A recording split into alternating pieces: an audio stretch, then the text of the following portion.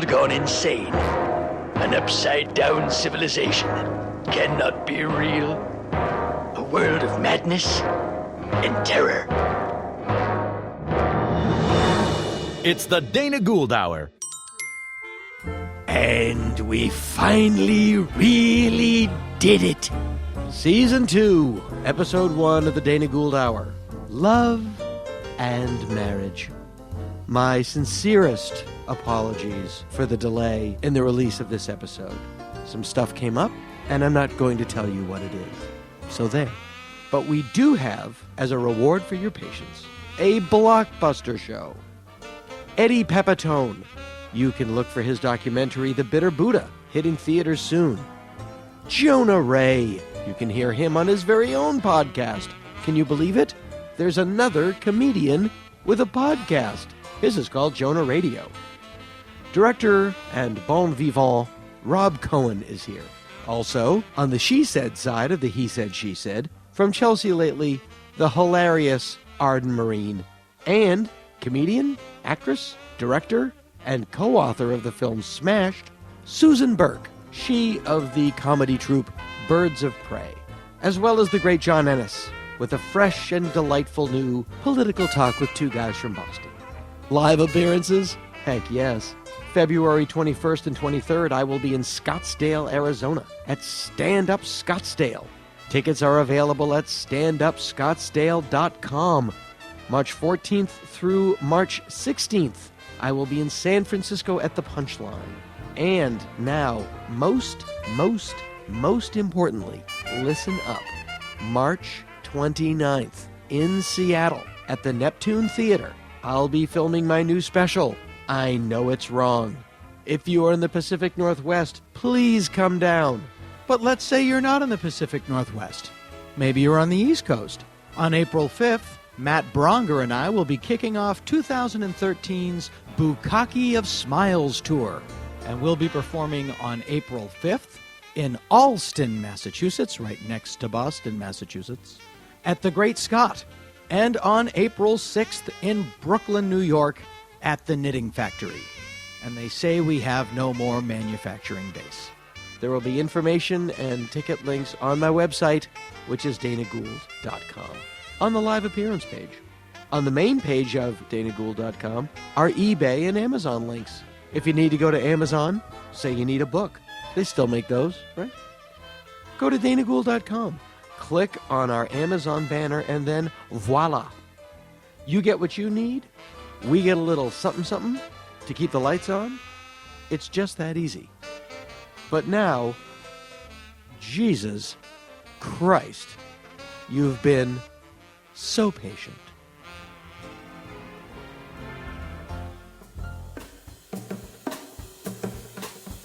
My guests today are comedian and host of Jonah Radio, Jonah Ray. Hi, this is the sound of my voice. Writer, producer, and host of Jonah Radio, Rob Cohen. Hi, this is the sound of my voice. Comedian, raconteur, and host of Jonah Radio, Eddie Pepitone. Hi, it's great to be host of Jonah Radio. Congratulations. Thank you. You know, the thing about the movie Radio with Cuba Gooding Jr. was the teachers learned from radio.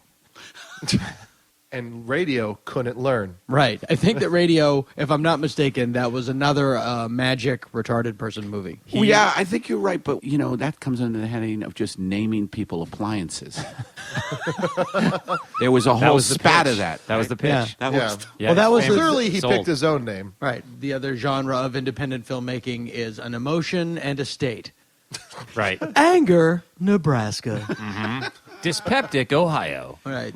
The thing about radio is, I didn't see the movie, but I understand that he was broadcasting on a special frequency called Love. Hey. Oh. Did you write the tagline for the poster? I just did. I do think that there is a line in that movie where they go, radio didn't learn anything from us. We learned from radio. I learned that the stove was hot, that I shouldn't drink out of the hose. And I learned a lot from radio. And that hot water burn baby. Hot water burn, baby. I can't love the cow back. Well, I'm going to rent it right after this podcast. It's really Go good. down to your local VHS rental store and you can pick up a copy of Radio. Just toddle on down to Vidiots. Yep. Just walk in screaming, I want to see radio! Radio! It's also the thing about radio, having seen it many times, is he had a shopping cart He did? Yeah, he was mentally Have you not seen on it this. many times? I have. Many? Well, I wrote it. But he had a shopping cart. Spoiler. And he had a radio attached to the shopping cart. And Right. would hang out near this field near high school. And some kids would tease him, and some kids would appreciate his gift. But To listen to the radio? Right. Well, look, it's the 21st century, and comedy lags behind society in terms of the things that are considered untoward and not acceptable in polite society. I see. I do think that comedy is slowly catching up when it comes to mocking the mentally handicapped. thank God. But let us say that in the place of that, we double our mockery of the movie where Rosie O'Donnell plays the retarded girl that rides on the bus. Riding the bus with my sister? Yes. Yes. Boy, Every time you want to make fun of somebody, can you just make it about Rosie O'Donnell riding the bus with my sister? So if you see someone that's mentally handicapped, you could just, instead of saying the other R word, just call her a Rosie. A Rosie. Yeah. Yeah. She's like a Rosie. she has become a punchline, though. I mean, really. Like, if you just want to finish off any joke and you're undecided, just say Rosie. Well, she's always had You the know what shape, I mean? She's always had the shape That's of true. a punching bag, so that works out. That's nicely true, for her. too. Yeah. She's built like a normal person's shadow at 528.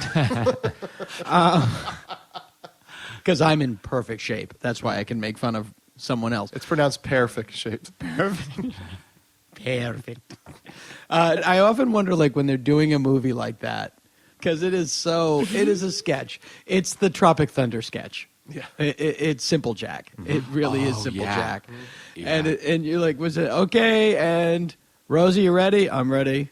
Sound. But wasn't it a action. serious- It's so like. But they took it seriously, right? Oh yeah. Oh, yeah. Yeah. It's ABC after school special. Yeah, it was seriously a TV. though. It was a TV one. Yeah. It's young Michael Landon running home because his parents hung his pea sheets out. That's like Dustin Hoffman in Rain Man, where the story is the opposite, where he would never break character. So it's like, and cut. Dustin, you want to get in line for some chicken? Definitely. Like him just doing Well, the he's character. an artist. Was he doing that all day? Yeah, he He's wouldn't an stop. artist, okay, Rob? Dustin Hoffman, and I'm going to say it here, and I don't care You're brave if this enough to say hurts it here? people, but Dustin Hoffman is an artist. Okay. That's it. Well, you got me on that one. Have you seen Tootsie? He's in Yeah. a dress. That's true. It's funny. Yeah. No, I lost interest Is in Tootsie Hoffman. that great? I thought Tootsie was really Okay. funny, but I Bill haven't Murray. seen I've never it. seen it. Bill Murray is I've great. never seen it. You've never seen it? I've never seen That's it. one of those things where people, like when you say you haven't seen a very popular movie, people just get all over you. Like, Yeah. What? Yeah, I know. You haven't? He had a thing right when that movie came out where his, like, sort of the PR shtick that he was doing was he realized one day that he could never carry a baby and he started crying. And I'm like, I'm not going to see this movie now. I'm going to prove your theory right. Yeah. I've never seen The Graduate. Is that right? It's true. You had to pause. You- You had to be, the anger had to subside. I love The Graduate for the music, and it's just this wildly sentimental. Like, it just takes me back to when I was doing a lot of drugs. You know what I mean? Sometimes I'll bump into somebody who hasn't seen The Beast of Yucca Flats, and I just go berserk. Yeah. Well, The Graduate, we've talked about that extensively. The Graduate now has been, Time has thrashed The Graduate, in that it is it is a story that celebrates stalking. Right. Ah, yeah, you're Yeah. right about If that. you- I forgot about that yeah. element. He just goes after Just his... follow her But in the around. name of love. And, right, you know, his love of her. That's correct. But that, Just No, follow I mean, her when around. that happens in a lot of movies. There's those little interstitial things in When Harry Met Sally, the old couples, and they're Right. interviewing how they got together. One of them has an old couple, and the guy's going, she worked at a deli on 35th, and I would go in that deli every day and ask her out on a date. And every day she would say no, until one day. And then she kind of goes, I said yes.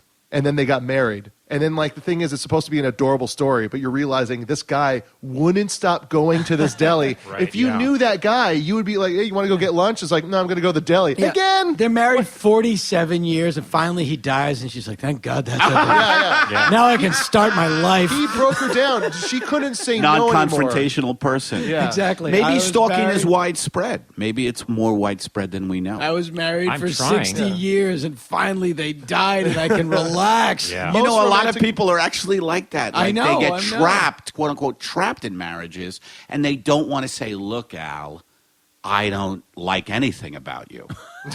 I mean, and that should be the opening salvo. Yes. That's a great title for a movie. Yeah, look out. Let's just pitch on that. Well, that's the old story of the couple at the deli. Like, would you pass the broccoli? It's not the broccoli. It's the past 25 years. Never heard that. I was at Whole Foods today. I don't want to you brag, and I don't want to be lucky treated. bastard. I don't want to be treated any differently. And I had What aisle were you? Well, I had one of those little juice blasts that's called a Yeah, I've done a that. go away or a Like a cold buster? well, it's called a go something like go away. Go forward, I think, or pay it. Have you had Go the pay it bananas? forward juice there? no, but- Oh, how Go terrific! through This your was- urethra? This is cayenne pepper, ginger, and garlic. And it's Right. like because I felt a little bit of a cold coming on. Yeah. Like a chlorine shock to your system. It's like blowing the devil. Is what it is. But I believe in those things that have intense herbs Yeah. like that, Yeah. like ginger and garlic. I'm like, yes, this will do it. you don't have to believe in it. it's It's just a It science. is about belief. As Rob says, it's hot and spicy saying hello, and it's hot and spicy saying goodbye. But it's also, there was a guy in line behind me, and it was literally called like a go-away juice, and the guy goes, does it work on marriage?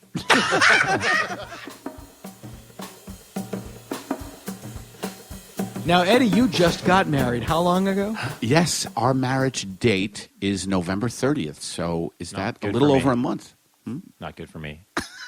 And, Past November. just get married. Congratulations. ago. Congratulations. Congratulations. How long have you been married, Rob? 2 weeks? 2 weeks. Whoa! 3 weeks this coming Sunday? Even later, so you had to outdo me. Like I'm going to get married even closer to this podcast. Well, I was airing actually- date. This will sound strange. That's how everybody plans their wedding. This will sound strange, but I was outside your wedding, watching everything, and I was writing a lot of stuff down. But I had a big calendar, like from an Office Depot, with a big Jiffy marker, and I wrote down the exact time you got married. And then I went to your house, and I'm like, I'm going to get married 2 weeks after this. And then I have a whole plan. But yeah, December 23rd. December 23rd. And Jonah, you're getting married April 27th. Yes. Well, to be that- married in the spring. Yes. We're A frolicking, time of renewal. A time of renewal. frolicking around with a cayenne ginger. I'm the only one here that was married while the World Trade Center towers were still standing. Interesting. Yes. I bring everything. Is that how you- I bring everything back to that. That's my whole frame of reference. I lost my virginity. I guess it was about 11 years before 9/11. Now, where all are you about getting married? me. What? You're getting married in Los Angeles? Yeah, we're going to get married in Atwater Village. We're going to keep it local. At the Bigfoot Lodge. Yeah, yes. We're going to be getting married next to train tracks. Wow. Looking forward to that. To happen Do you like during Atwater Village that much that you want to? No, it was just a happenstance. We found a place. Everywhere is expensive. You Right. hint that maybe it's a wedding, and everything becomes triple the price. And there was Yeah, this that's place- true. That's funny. That's That's Yeah. why we pretended it was just a quick kiss. yes. How much for a quick kiss? Yeah, how much for a quick kiss in here? We don't $1,000. have. We can't find a place to be private. We're just having it's a small collection of people who all have very dry skin. We're basically going to pumice stone each other's elbows. I don't want to brag, and again, I don't want you to treat me any differently. My elbows are like an alligator's back. Really? My elbows could sand ivory. What happened to your elbows? I have dry elbows. Yeah, it might be your flannel shirts you wear or It sweaters. could be. It could be. What if I dressed totally normally, and then somebody pointed out that I dressed in a way that they thought was very vintage. Really? These are just my clothes. What if I put you in a very creepy seaside Atlantic City apartment, and I rent the apartment across the way and put on a white suit and through the window watch you rub lemons? on I your love elbow? that movie. Speaking Yeah. of movies, Thank you. Burt Lancaster and Susan Sarandon. Atlantic City. Louis Malle I know, was yes. the director. You know, I'll tell you this, Eddie. All about elbows. I've never seen it. A lot of that one I believe. Great Okay. movie. Great movie. Ah, so good. Seething. Have you ever seen the Beast with a Thousand Eyes? The other thing that you might have said about weddings that I was trying to avoid was to keep it small and simple. And then everybody was in agreement it will be small and simple. And then I blinked, and it was suddenly substantially larger than that. And I felt like I spent most of the lead up trying to contain it the way that Superman would contain an explosion under his cape. I'm trying to contain an explosion under my cape thanks to my go-away boost. You're going to make a lot of It's money. hard. from It's the hard to giveaway keep a company. guest list down. No, how did that happen? Yeah, that it ballooned. It ballooned, and it all ballooned. I'm saying this to one particular person in the most magical, wonderful. I get possibly imagine. I get it. It's hard. Like it's making a guest list for a wedding. It's like walking on ice, where it's like you take a Yes. step and then like all these cracks go, and you're like, well, we got to invite these people That's now. right. Right. That's You right. take another It's step. you gotta. I don't understand events where it's like, oh, if Right. we invite these people, then we gotta invite these people because there's gonna be hurt feelings. It's all Right. about hurt feelings. Yeah, exactly. A wedding is all about hurt feelings. But it's not. We not that we did it correctly, but we made two lists. We made the giant, super fun group party list, and then we're like, okay, what if we did it in one room and had to be super hardcore about who would be there? And The whacked it Poseidon down. Adventure Exactly. version of your wedding. Exactly. And then just whacked it down, and then decided that there was a line, not because for any bad reason, but we would like to keep this the small version, because if we add one more person to the core version, there will be hurt feelings. But it was much easier to say to people, listen, we're just doing immediate family core, and that way you diminish the arguments. But what if you don't like your immediate family and don't want them there? Then go to the courthouse and elope. Yeah. It's the best thing ever. Well, that's what Ed did, right? I God did bless do you. that. I did How many do people that. were at your wedding? Just me and my wife. Right. Heaven. Heaven. And it's a very bizarre thing, though. Who now we could call your ex-girlfriend. Is she available? I actually had to ask her, so do we still celebrate when we first met? yeah. Like, I had to ask those questions, and No, you she don't. told me, no, it gets supplanted. I Yes. don't know if that's the word. I'm not a doctor. Women's but it gets attitude- supplanted by the marriage day. It is, yeah, women's attitudes towards a wedding are profoundly different than a man's attitude. Tell me, towards a wedding. well, let's see, because I think my wife doesn't fit that bill. But go ahead. Well, it could be. No, well, the one thing that I learned was that the only thing you never want to say when asked a question about your wedding is, no, I don't care. You care. You care. Yeah. We got married in Hawaii, and literally like a 2-year drought ended moments before our wedding ceremony. Like suddenly, it was on That sounds beautiful. and Rob was there. That sounds beautiful. We were all in this lawn. I've It been salting was the gorgeous. clouds before. And then suddenly it just starts raining, and all the caterers were like, "It hasn't rained in 2 years." Like everybody was really spooked. By that the it started way, raining. it rained hard when we were driving to Vegas, and then someone told me that is a good luck omen. Well, it is a good look, Omen. And I love that. I love Omens. I Yes. love the movie. I love Omens. Did you see Almonds Omen? Deli. I actually didn't see Omen. What? That's interesting. Acceptance. But the weird thing was, so then it starts to rain, and there's this little shower, and everybody kind of gets under cover, and then the rain stops. And we're like, okay, we're going to move it along. Let's get going. But because it hadn't rained in so long, suddenly the ground was foaming with grub worms that were coming up for great omen. the moisture that had not been there. And then the wedding location is dive bombed by all these birds eating the grub worms. So our beautiful festival became just a riot of birds Nature. with writhing worms. A in their riot mouth. of nature. Cold-blooded Which, murder. Yeah, exactly. which- Yeah. Death and life. It's all It there. was all there. a Hakuna riot Matata. of nature is what a marriage is. Apparently, So that's a great metaphor. It will be tonight. A bird dropped one of those worms on our cake. I didn't hear this until later, but fortunately the cake had that weird wedding cake rubber frosting layer on it. You know, Yeah. Yes. A lot of wedding cakes like- are made with polyurethane. it's like paraffin. Yeah, it's like a snow tire. It's unedible. Yeah, but yeah, that was an interesting omen for our wedding. Well, I just find the sex is great in marriage. Really? 2 weeks ago.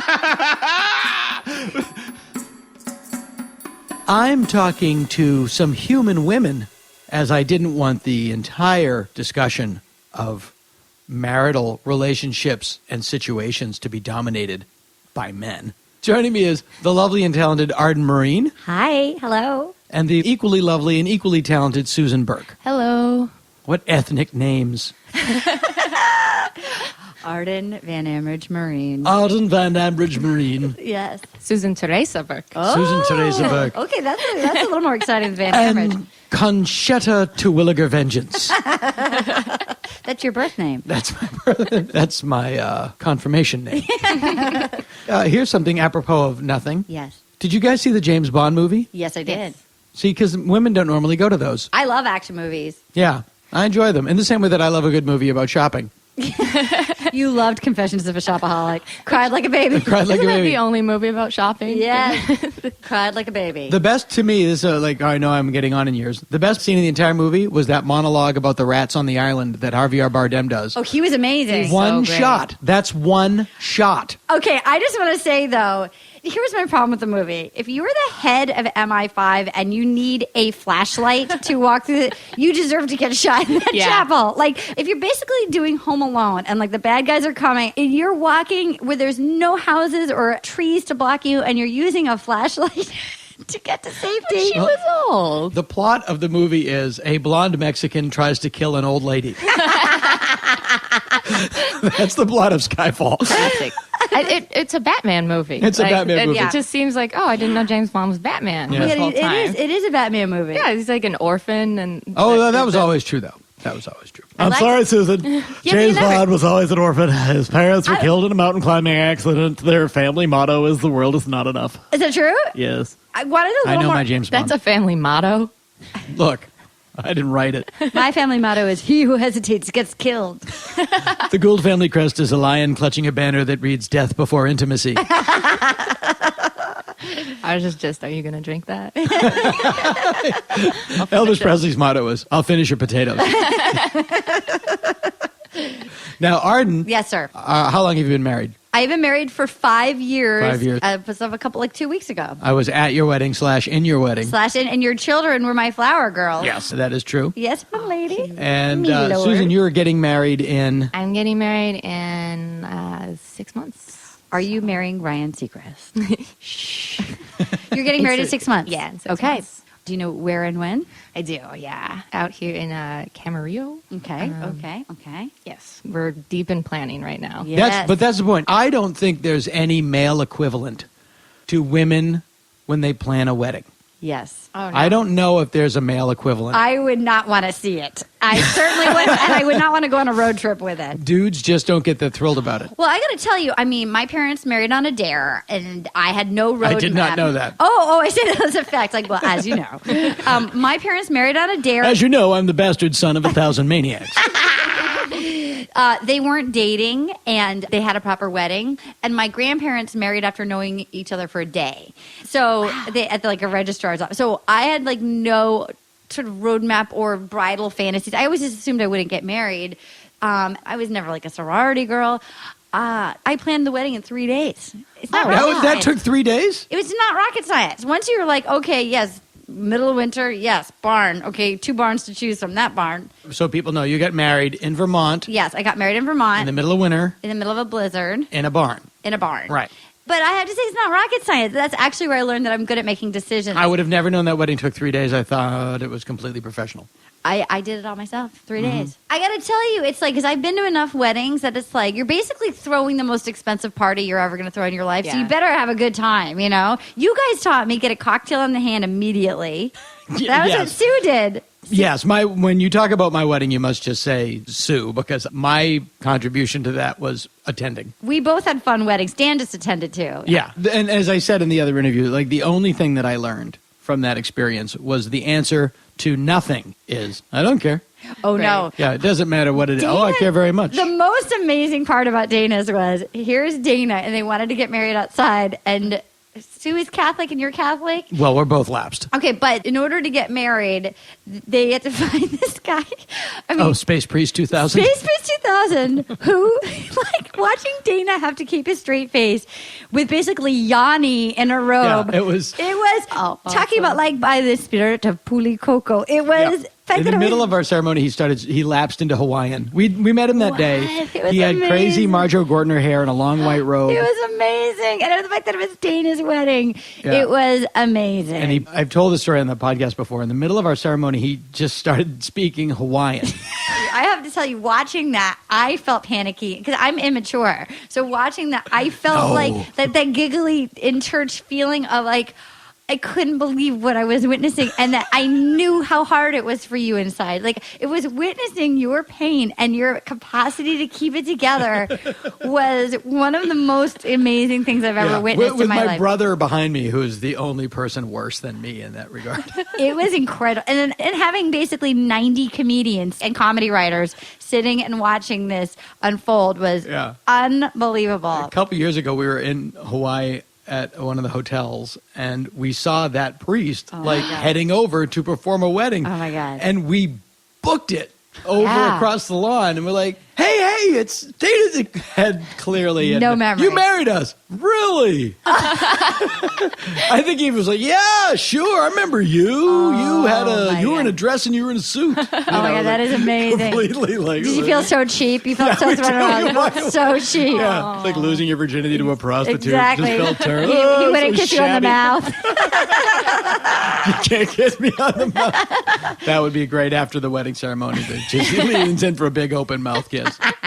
Now, are you freaking out? I'm not freaking out, no. It's not rocket science. No, it'll be fun. I think it's been going in waves. Like when we first got engaged, which was in like June, I was like, got really into it and was like online all the time, like looking for stuff. And now it's like we found the venue, like we know what we're going to eat. Like we know, it's not that big a deal. I'm sure the male listeners want to like stab themselves in the balls listening to us. I'm gonna slice this thing up in bacon thin slices. But I got to tell you what, I feel like the wedding industry tries to force you to turn into a crazy person. They're like, well, what are your colors? Well, that's and I don't give it. Is that American specifically, or is it Western? That It's so I think it's stupid. there's just, I mean, like I know, like in Pakistan, you know who you're going to marry when you're 4 months old. And Yeah. There's an entire industry devoted to just weddings, and I think that people get so obsessed and so into their wedding that it makes their marriage impossible. Oh, yeah. Because the next day is like the day after the end of a movie. Like if Yeah. Sleepless in Seattle at the end, you never see them the next day when they're like, oh, yeah, hey, it's you again. Oh, my I was God. like, yeah, now you're in the marathon. Dude. You got to pace yourself. 3 of the couples in our wedding party got divorced within 6 months of our my wedding. God. Yeah. We were like, our marriage sucked the love out of everybody. Because they saw yours and they're like, we're never going to be that good. Now, you did something that Rob Cohen also did. You had your friend do your vows. Yes. Rob had his friend, me, Yes. do his vows. Yes. I almost wish that we had done that because I think, and this just shows that I'm not very reverent. Right. But I think it actually gives it a lot more import because you're basically making a public promise to your community that you've chosen your life partner, and to do it in front of a stranger who has a voodoo hex and won't remember you in 12 hours later. it just seems kind of empty. But like doing it to your friends, like, no, you're my friend, you're part of my life family. Yeah, I have to say, I had Steve Heitner, who's most famous for playing Kenny Banya, the hack comic on Seinfeld. Oh, yeah. Kenny Banya married me, and Fragile Frankie Merman was just feet away. You had a very Seinfeldy wedding. I sure did. It's crazy. That's exactly. And Rob Cohen, who was from The Simpsons. But it's interesting. Steve Heitner, we picked him because he was funny, but he has a huge heart. And he took it so seriously. He kept making us have meetings with the clergy. He kept calling himself the clergy, even though it was like from the World Wide Web. And he would we'd have to have meetings with the clergy. And I grew up in an atheist house. It was amazing. It was like the most reverent. Like it was incredible. That's interesting. Your parents are devout atheists? My dad is. Really? And my mom grew up going to church, and didn't they discover this during their long courtship? he's his own cup of tea. I mean, I would imagine he's the proponent of the dare, and right. Yeah, he's sort of got a fly by the seat of your pants kind of. I'm with him 100%. When your friends are like going to church, what are they like? It's all a lie. Well, my mom. How'd you handle Christmas? Oh, we always had Christmas. Right. Very consumerist family. Right. Love Santa. Right. Super into Santa. Was Jesus a part of Christmas at all? No. I'll tell you though, I mean, my mom was like a good girl, and so she would like try because she wanted to look right, so she sent us to Sunday school, but then she let my brother and I give up Sunday school for Lent. Cool. Oh, that's awesome. Yeah, she was cool. I mean, my dad wasn't as involved, so it made it a little bit easier. Sure. For the ladies to generalize, and I don't know if you're going to A lady? No, I'm a man. No. They view the exact same experiences like the catering or the this completely differently. I think, generally speaking, they are programmed to try to imbue it with the most magical, perfect adjustments, where I think men generally go, it's a fork. Like, who cares? You know? Yes. That's the difference. The girl I'm getting married to, she is a lot Your like fiance. No, I hate that word. I hate the word fiance. Great kisser. It's not our word to use. I say future wife. Is what I say. Fiance. Fiance. Future ex-girlfriend. Yes. But I speak like that because I'm from the Adjustment Bureau. But like she's very much the same as me, where it's like let's strip it down, let's not do anything fancy, let's like make it the easiest thing we can do, because we don't want to have all the pomp and circumstance of a normal wedding. We want to just like have a party with our friends that just signifies us getting together. The only thing she's really stressing about is the dress, which I just have to That'll go. be the only I can thing. help you there. I can help you there. Just give him one of yours. You're married. Ed was a vision in this go anywhere, do anything. I just have a lot of I have a lot of dresses from a lot of web series that I've done. You do. You have worn a dress in several That's right. things. Recently, I am actually.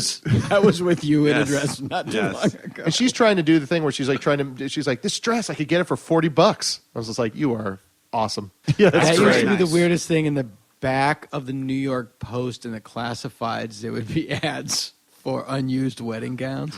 Oh, Like, really? just That's a re- little sad. Yeah, oh, it's profoundly It's cheap because you have to go to the profoundly saddest sad? lady to buy it. Yeah. You have to buy it from her. I don't have a good sad barometer Never because worn. I was raised in a steel box. Yeah. You were raised in a Skinner box. That's like the at the Haunted Mansion ride at Disneyland. Whenever you go by the Every ride, wedding conversation ends up in the Haunted Mansion ride. I try to get it there, but they just want to talk about the cake or the forks. But it's that ride, when you go upstairs, it's the whatever it is. That's every time I see wedding dresses in a store, I immediately equate it to that. It's either sadness, a sailor didn't come back, someone was ditched at the altar, or a mechanical zombie built in the 60s to scare tourists. But those are my three go-tos. Marriage is sort of like a carnival ride. You're like an old sideshow attraction, like the Great Mistake-O, the man who can be wrong by doing nothing. Watch, I sit in this chair quietly, and yet I am wrong. It's interesting, though. 54, first time for me being look great. married. And your wife turns 17 in a couple of months. And it's like an identity, though.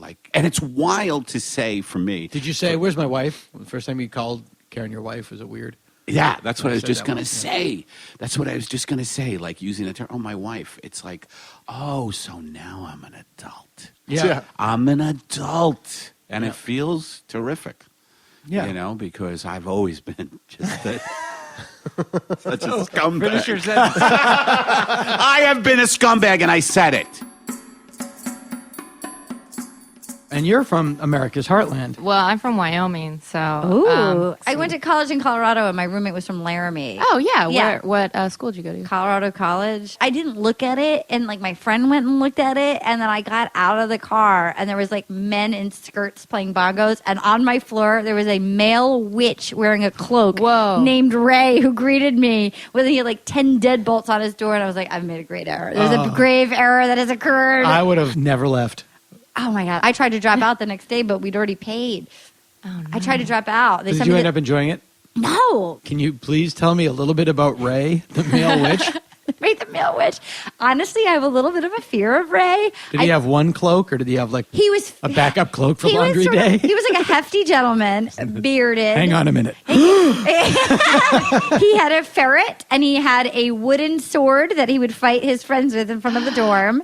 And There's nothing about Ray I don't love. he is a male witch because Colorado Springs is the witch capital of America, as well as the 7-Eleven capital. I didn't know And it's where the Christian right is. Yeah. But that shows you that nature always balances, that there's always a balance in nature, that there is a predator for every prey, and that where the Christian right is located would naturally become the witch capital. I think that's just the greatest, beautiful thing. Oh my God. And he was not very warm. He wasn't a nice male witch. He was kind of threatening.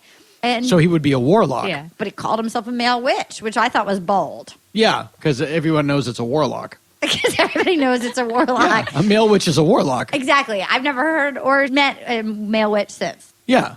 It's like a male flight attendant. They're also warlocks. They are also warlocks. They are also warlocks. That's insane. We had a guy on my dorm floor at the University of Massachusetts. Zoomass, who looked very standard issue, like college dweeb. Like, you know, like the bad haircut, bad glasses, tons of acne, tons Yes. of back knee, Yes. bad clothes, Yes. physics major. Yeah. And 3 weeks before the end of the first semester, the police came and got him because he had apparently been building explosives Yes. in his room. Yes. And literally, like, we were living on a room where he was making dynamite in the room, and there was, like, Oh my God. very unstable material in the dorm room that we've been living on. Wow. And at that time, too, that was pre anything crazy. Yeah, now, this too. is 1983. Wow. That's bananas. That's so crazy. I was like, hey, whatever happened to Chuck? Chuck's gone. Why is the room taped off? Can't go in the room. We had in high school, I got shipped away to boarding school. We didn't have a high school in my town. And there, it's like What? Where are you from? Little Compton, Rhode Island. Thanks for asking. We had an illiterate chief of police that we kept voting back into office. And we had 2 restaurants, but one burned to the ground. And we have a general store. No high school. No high school. Is And- it a town or is it just incorporated? No, it's a town. It's a town. And Doesn't they- a town have to have a school? We had a grammar school. I went to boarding school in like near Walden Pond in Concord, Massachusetts. Beautiful. Genius, beautiful. We had this genius who was like kind of quiet, kind of weird, piano like just prodigy. The next day he was just gone. We're like, what happened to Josh? Like dropped like 7 hits of acid, put his hand in a lunch bag, and like punched his fist through the window. So it was very exciting. Not as exciting as Wow. Dynamite, but kind of exciting. And there was another girl who was like an Upper East Side, like rich girl, like fancy girl, who one day just disappeared because she'd taken like 20 links of sausages and like broke into the academic building and shoved it into all of the pipes and into like the school plaques of wherever there was a hole. She would just shove like sausage and deli meat into the holes. Now, that seems to me clearly to be some strangled cry for help for some sort of deeply buried sexual issue. You think? She kept cramming sausages into every available hole. What do you think she's working out? Disappointment in the space program. She kept cramming sausages. Where did you get all the sausages? I don't know where she got her hands because we were far from a store. I don't mean, did she methodically like go break into the dining room? Like, I don't know. And then she shoved it in every available hole. Yeah. She shoved every hole she could find with like a shit ton of. And then she flushed the toilet. Every hole. She flushed the toilet. Tamped with sausage And then she flushed the toilets and made the water like explode up and like had because of the sausages crammed in the toilets? yeah, in the holes. Uh-huh. Yeah. Oh, wow. That happened. Wow. And that woman's name? Justine Pilkington. Dana Gould. Condoleezza Rice. Dana Gould. Condoleezza Rice. We had a girl from our high school that was pretty well-to-do, like Yeah. was from one of the nicer families in town. Yeah. You know, was a really like upstanding student and Yeah. was, you know, like going someplace. And I'm just remembering because it was, you know, it was Massachusetts in the early 80s. All the girls had the sweater with the initials. Yes. And the last name was the middle initial and it was bigger than the other two. Yes, Do you know what I'm talking about? yes. Monogram. Monogram. Yes. Everything was field hockey. Everything was field hockey. Preppy. It was like the preppy handbook. We were time. we were very preppy town. I had all those clothes. And she went to college and like started eating acid like popcorn. And she's now like Hearing you bells? can still tell. Yeah. Hearing bells are ringing at Yeah, all she's times. I think she goes to Florida in the winter with the other geese. I have a friend who took so much acid in high school that one day he woke up and he was like, Jesus, like, what the fuck? There's a marching band outside. There's a marching band. And that's just his constant sound in his ears. Oh, in his ears? Now, because he dropped so much acid. Yeah, I wonder if you can really like. That's my fear of doing anything. Is that there'll be lasting damages. I know. Yeah, I have a friend who dropped a bunch of acid in high school, and like he was like frying on acid for like over a week, and his friends sort of just sheltered him for a while and made it so no one could tell. And then one day in class, he stood up and he was like, "Don't let Jimmy go to the bathroom because there's blood everywhere." And they were like, "Whoa, what's wrong with Nick?" And then he got taken out in like a straitjacket and put in a mental hospital for a while. Slipper school? Yeah. What happened to Nick after Slipper He's School? fine now. He's like a really super nice guy. Like I still talk to him. So I think, Does he ever have flashbacks from that, or does it ever go away? I don't know if he does, but I knew another guy whose brother was like a drug dealer. And when he was a little kid, his brother kept the acid in pixie sticks, and he went into his brother's room and ate a bunch of the pixie sticks. No. And so I guess he was, just like super fucked up for a while. And he said that he could just sort of make himself trip like all the time. I didn't know that guy well because he was crazy. I don't ever want that to happen. That would be the worst. Is a fucking superpower to have, though. Yeah, I it can is. make myself trip whenever I want. At any time. Yeah.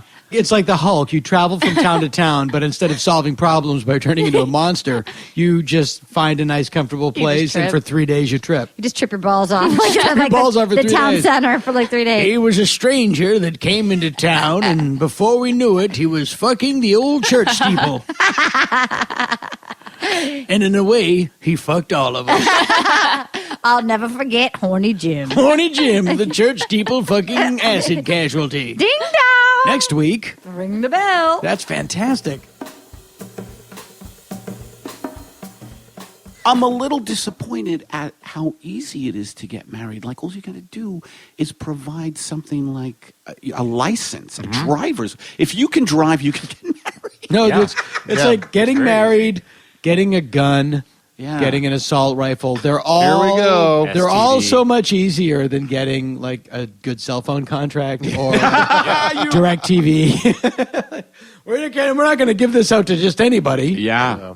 It's Yeah. true. It's like leasing a car is a much more intricate thing than just getting the marriage license and all the BS. But That's right. But you went to Vegas. like a drive-through chapel. It wasn't a drive. Are there really No, drive? First of all, it was a first of walk-up all, window. So I want to set the scene. It's November what? 30. November 30th. Raining. Is this spur of the moment? The day is spur of the moment where we were engaged and we were on the fence when we were going to do And the then on the 29th, you just said, tomorrow, let's do it. No, the day of. The day of, I let's love do it. it. And I was like, let's go to Vegas and do it.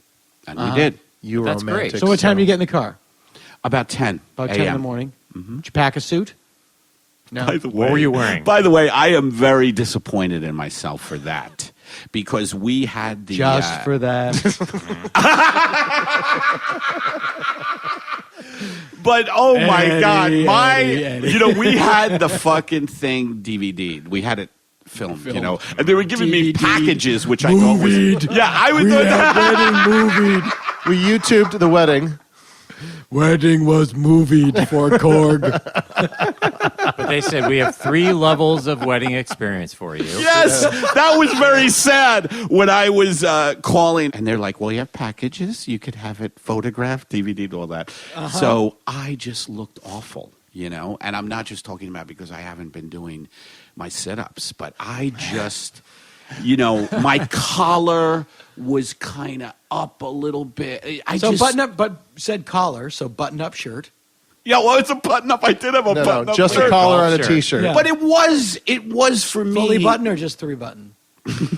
Polo shirt or like a shirt? No, it was a real. It was a shirt. A shirt. Okay, I'm trying to paint a picture here. But They're I sliding swear his to pants God, my big thing, especially lately, is Did you wear a belt? Around your waist? don't think I did. My big thing lately is comfort. Like if I could get married in sweatpants, Sure. Here, here. I would like to. That's just as a side note. There's the comfort wear. It's like you see these specifically young women in the airport wearing sweats and UGG boots. Yeah, they And usually that's have really- a pillow with them too. That's Yep. like a onesie for a grown up. Yep. Yeah, It's just like soft, furry. Is there something wrong with that? Ali though? Wong, no, Ali Wong, the hilarious comedian, has one of the funniest jokes I've ever heard, and I'm going to say it here, but it is Ali Wong's joke, which is putting on a pair of UGG boots is like sticking your foot in a Care Bear's vagina. but that comfort thing. I worked at a rec store in Venice Beach, and there would be these like hot couples coming in like on a Sunday late morning, and they would just like be wearing sweats and like loose T-shirts. The girls would never be wearing a bra, and it was just like comfort. And every time I would see them, I'd just be like, oh, they must fuck all the time. Yeah. They just be ready to fuck whenever they want. And it's like, that's what I would see. I'd just see. They're like a nice brick building. They can view the beach.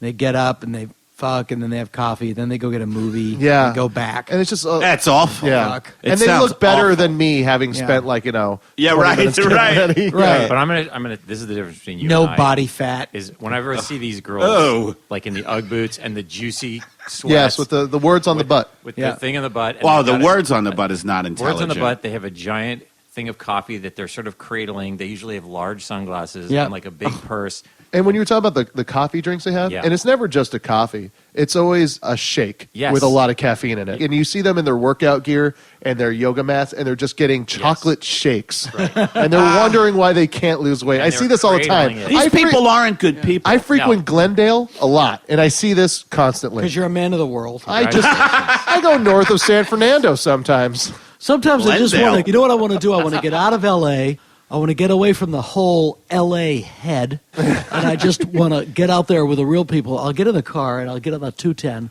and I'll go to Glendale, and it's like being in a little town called Anywhere, USA. It's like I'm in Paris. It is. It's like Berlin in the 20s. I just, what crazy thing. Full of Armenians.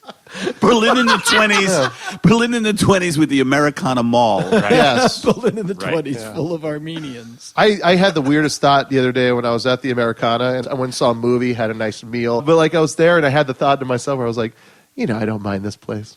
I don't mind You don't it. mind I'm having a Glendale, or you nice don't mind the time. mall? Just the whole thing. The like the fake town center. Yeah, I was like, you know is what? great. I do like a fountain. I like I a enjoy fountain. a fountain. Yeah. A big, Well, yeah. the banality of evil is very seductive. Isn't that Go where inscribed the at the real bottom of the streets fountain? are. Go to Pasadena. And that way, Pasadena is a rough and tumble town. see, to what Eddie just said, really, the Grove is the Ed Gein of architectural structures. It's just Yes. the banality of evil. Looks totally normal, but is eating cereal out of a man's skull. You were in Vegas. You paid for the cheap package. Which A, B, or C? I paid for the deluxe where I got Really? videotaped. Really? Movied? I got movied. So then, what did you do afterwards? You're done, man and wife. I think we know. No, but we don't know. Buffet. Did you go out and Whatever you call This enjoy is the a city? little sad. What happened is that we went. I'm listening. That's a great Frank Nelson. Thank you. Yes, Mr. Flintstone. We actually went to a great restaurant that we found on my phone, a little restaurant app, and it was off the beaten path in Vegas. And I'm a guy who Golden doesn't Steer? like Vegas. What is your restaurant app? Yelp? Urban Spoon? Urban It's a Spoon? movie. Mine is, where are we eating, honey? We always Steer. look for vegetarian places. So we found a really good one, and it was in the Arts District of Vegas, which to me is such an oxymoron, but it Yes. was like off the old strip or whatever. And so we had a great meal. And then, this is the sad part, is that I was like, we should go to the Bellagio and see what it was Cirque du Soleil's last... yeah, Zumanity? I don't know what it was, but The water I've heard one. nothing but great shit about it.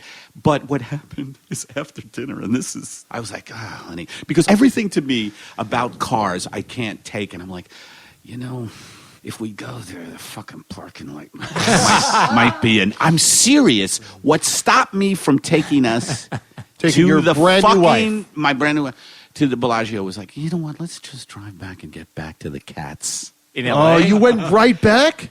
Yeah. You didn't even stay overnight? No. That's a 4-hour Is that drive, fucked right? up? Now, why other people have had that reaction too, and I'm Well, like, you're But and it's it's my adorable. whole attitude about it all is like it's just. Well, There's no I am wrong of the answer. belief that once I get to Vegas, I immediately start thinking, when do we go home? Yes. Oh, Because Even in my though- mind, I think of Vegas, I envision it to be 1966. And it's very, come fly with me. It is. It's very finger popping.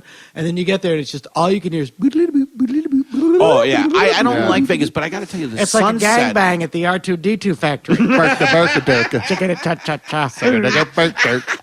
It's good to have Dennis Miller back. But I got to say, after we got out of the chapel, the sunset, like off those gold-plated roofs. Oh, was it the real sunset or was it the Sunset Hotel? Yeah, I'm wondering. Which has a sunset of equal wattage to the actual sunset. But we are going to have a nice reception soon, like in February. We're going to like kind of celebrate it with friends and stuff. And we're going through that whole thing now with the guest list. Oy vey. Okay. Why do that to yourself? You dodged a bullet. You got married in a nice, simple way. Because It's we done. feel like it should be celebrated. Yeah, that's a kind of little our, bit. By who? That's our take on it. Friends. and family. Look, I'm sorry Minimal I'm so family. angry right now. But By who? You did the whole thing. no, I'm curious. Like, what? Because I had this conversation with my lovely lady. Mm-hmm. You're now married. Yeah. You got married in November. Yeah, It's November now 30th. January while Yeah. this is being recorded. So 3 months after the marriage, you feel like you owe people a party, or do you feel you owe yourself? Some people a want to party? celebrate their love, Rob. No, but I'm not. I'm genuinely curious because it does feel like I think it both. happened. I think both. I view it actually. as a rap party for my single life. It's the end of masturbation by choice. So when you do it, do you And feel the like beginning of masturbation I- by fiat.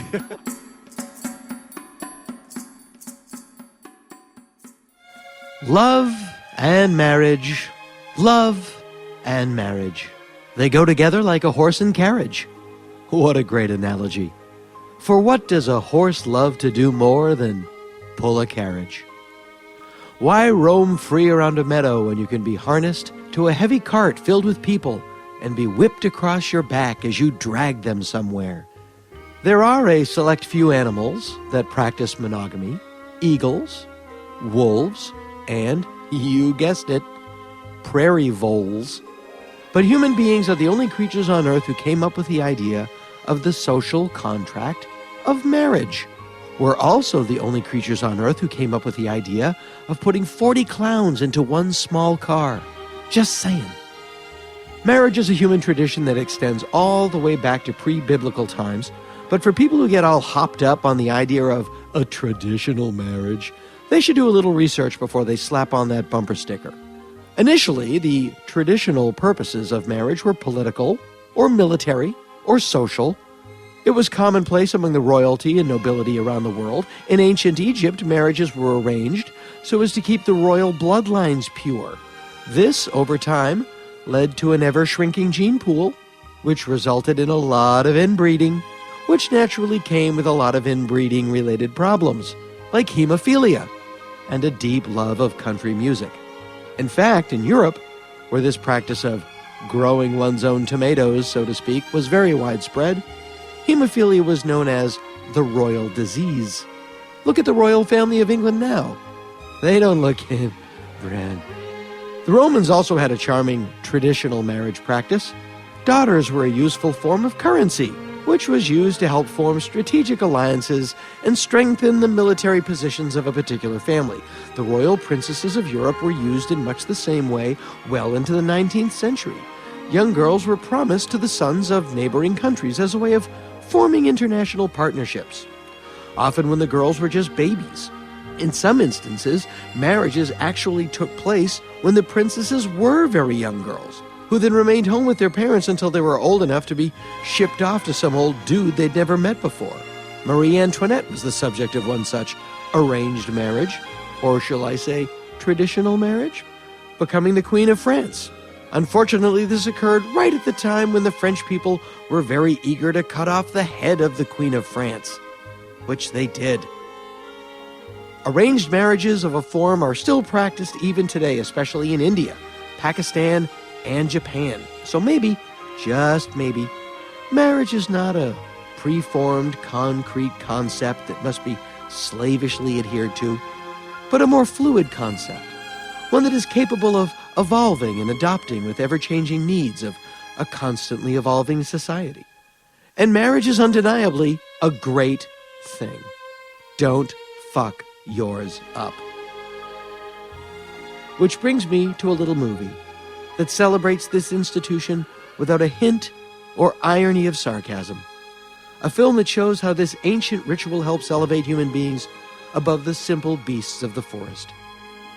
Even if you could claim, as the lead character in this film is forced to admit, I married a monster from outer space.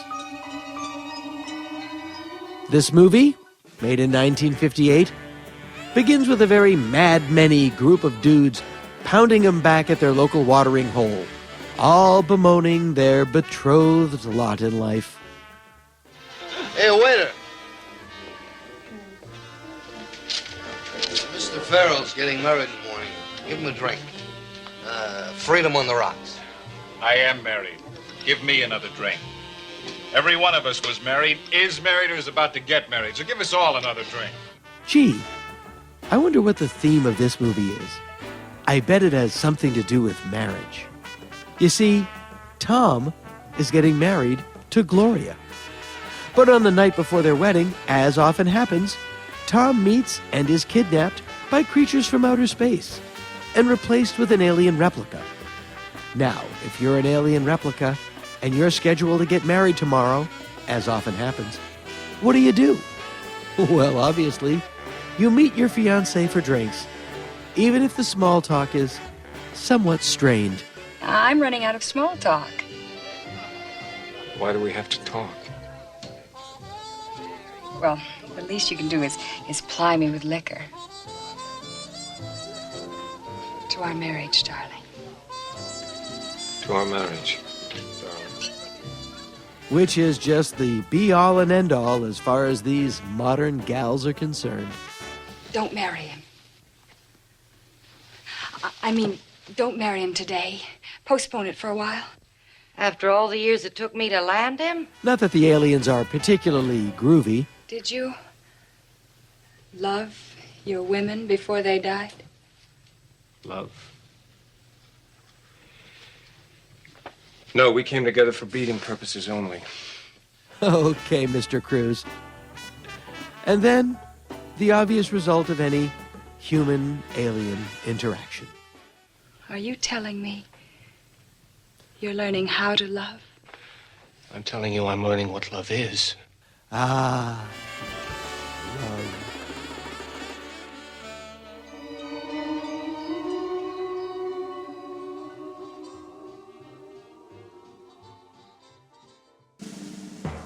Welcome to Political Talk with two guys from Boston, a working man's look at the socio-political issues of our day.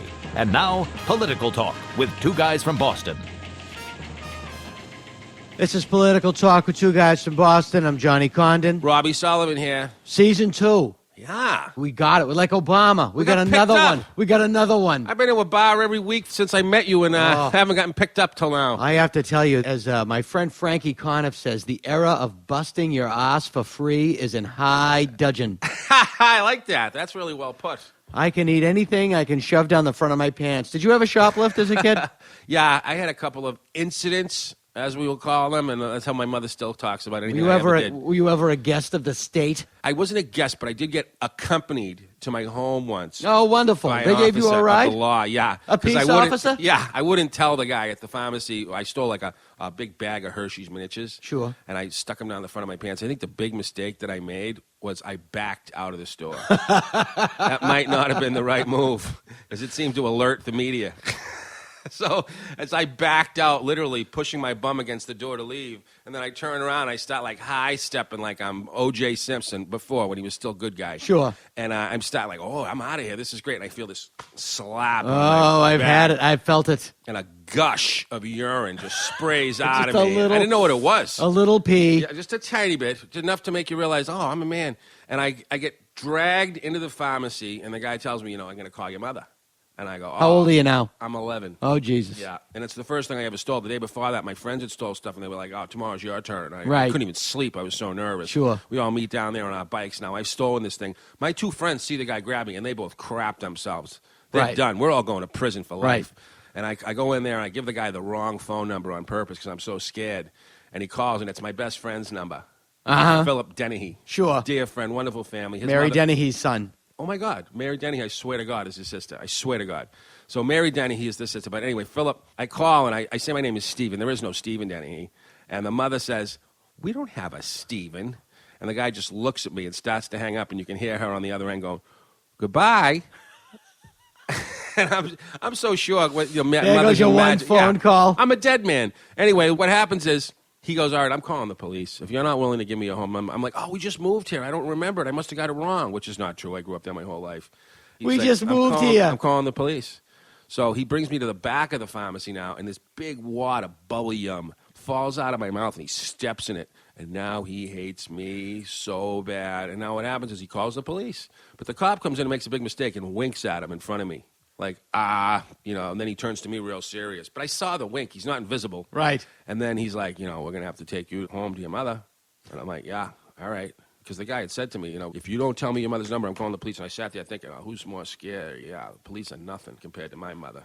She'll kill them all. Exactly. But if she kills me, at least they'll know she did it. At least if the cop beats the living daylights out of you, there's a review board. Yeah, exactly. Someone knew. Your mother gets off. But what happened was my parents were divorced, and my father went by in his car and turned around, followed us all the way back, and when we pull in the driveway, he comes up to the cop, and the cop says, your son Stephen was just caught stealing at Fell's Pharmacy. And my father looks at me, and my dad knows my name is Robbie. It's not Stephen. And he looks at me and he goes, Stephen, is this true? And I go, yeah. And my father looks at the cop and he goes, this will never happen again. And then he looks back at me like he's going to beat me beyond life. And then the cop says, all right. And he pulls out, and my dad goes, so how's school? Never brings it up again my whole life. Never brought it up again. That was it. Don't worry about it, officer. I'll beat him within an inch of his life. Yeah, I'll handle this. That never happens with other crimes when you're older. Yeah. Well, he punched out a guy, and the guy lost his eye. This will never happen again. You often, when you're young, too, you just the idea of stealing, it doesn't really matter what it is. You could steal denturette gum or something, but you're like, I stole this. I think that one of the way to alleviate prison crowding is even after you're 18, your first offense, they just bring you back to your parents and see what your parents would do. You're 35 years old, your dad's 86. Leave him to me, officer. I got this. And your dad's excited because he thinks he's going to get one more free beating. And the minute the cop leaves it, your father goes for the belt. You touch that old man, I'll break your collarbone. I'm sorry, son. Like the month before a kid leaves for school, if they're going away to school, the parent suddenly thinks they need to put 18 years of teaching into that month. And they're not going to let any lesson go by. But like you say, one more chance, I'll kill them. Do you know how to tie your shoes? Yeah. Because you're leaving for college. Yeah, it's like we do that? The baseball player who just wants to see one more pitch. I know I could kill it. How about you? Did you ever steal? Oh, yeah, I got caught stealing. What'd you steal? I caught things I stole skate runners when I didn't own skates. I just needed... That's what I'm talking about. I just needed to do a crime. I had to do a job. I had to do a job. I pulled something off. Yeah. Yeah. I really wanted to steal the Aurora King Kong model kit from the fair. Of course you did. I couldn't You figure out how to do it. still do. I couldn't figure out how to do it. Now I steal from eBay. That's nice. So do you have any New Year's resolutions? Yeah. What I'm going to It's do a big year. It's Yeah. 2013. It's a good year. It's the first year where none of the digits in the year match since 1987. You're telling me that like I don't know it. You knew that. I just think that witches are shitting themselves because it's a 13 and they must. But people say that kind of stuff to me like I'm going to go, oh no, Oh, and just Christ. start running for the hills. The whole world is under a ladder. Yeah, exactly. I like that. Yeah. That's the name of an album right The there. world is under a ladder. Bad Brains. The world just- is under a ladder. The world just walked under a ladder. Gangrene. Do you remember them? Of course. Oh, my God. That Not was to be confused with Gang of Four. Yeah, Jay Giles was like our Rolling Stones. Gangrene was like our Sex Pistols. Exactly. That was really what or they were. Mission of Burma. Oh, yeah. Oh, that Sure. was fun. Yeah, I had a friend, Dickie Barrett. You know Dickie? He was in Mighty Mighty Boss Tones. Sure. I went to school with him. We played football over at Zverian. I used to work. I had a day job with the lead singer of Bim Scala Bim. Oh, I yeah. don't want you to treat me any differently. What's his name? I forget. I remember those guys. Sure. Bim Scalabama. I had gigs with them. Oh, sure. Oh, yeah. At Bunratty's. Yeah, well, I was like the roadie, but they were playing, but still. There was a band in Alston called Elvis Presley and the Beatles, and it was just good to see on the marquee when you drove by. Oh, that's a good show, Elvis That's a Presley and funny the Beatles. name. I would like play that. Were they any good? I don't know. I never They had had more hits combined. than Slim Whitman. Yeah, that's great. So, what are your New Year's resolutions, Well, Johnny? here's what I'm going to do, and I think it's important to remember. I'm going to write down everything I did last year. Uh-huh. Repeat nothing. You know what I mean? Just don't do what I did because it didn't work. Outside of us getting to do this, outside of the heating jobs and the air conditioning jobs, This was the best part of my year. Right. I had a ball doing this with you. Sure. Just realizing that we could talk. Shooting the shit into a digital recorder. Yeah, I used to think we could only talk at stoplights.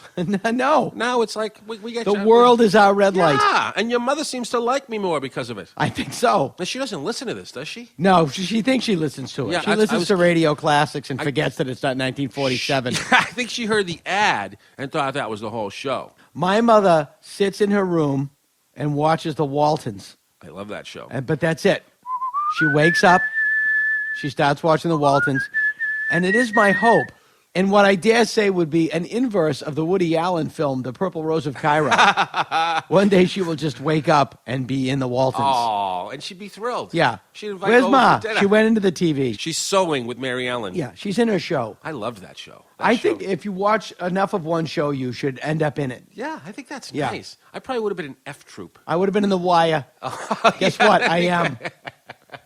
Maybe You'd you have could have to got really- an untied D's neck from the DOA. Right, you have to really pick your show wisely. And pick your episode to go in and save it. Like you go back in history and you're going to like fix something. Right. If there's something you don't like, go in and help Mr. White. You know, my favorite show was probably Breaking Bad. But if that rule was true, I think I would start watching a lot more Petticoat Junction. Just to go in and fix it. I just need, if I'm going to live in a show, I'd much rather live at Petticoat Junction. You know, there's a guy, There's Uncle Joe. Linwood Boomer. I know who Linwood. who was with the Mary on the show, Little House on the Prairie, Right. as her blind Right. boyfriend. Now, I love him. He's a wonderful human being. I always wanted to be him. I thought, Uh-huh. I'd be that blind guy. I would not want to be a blind guy in cowboy times.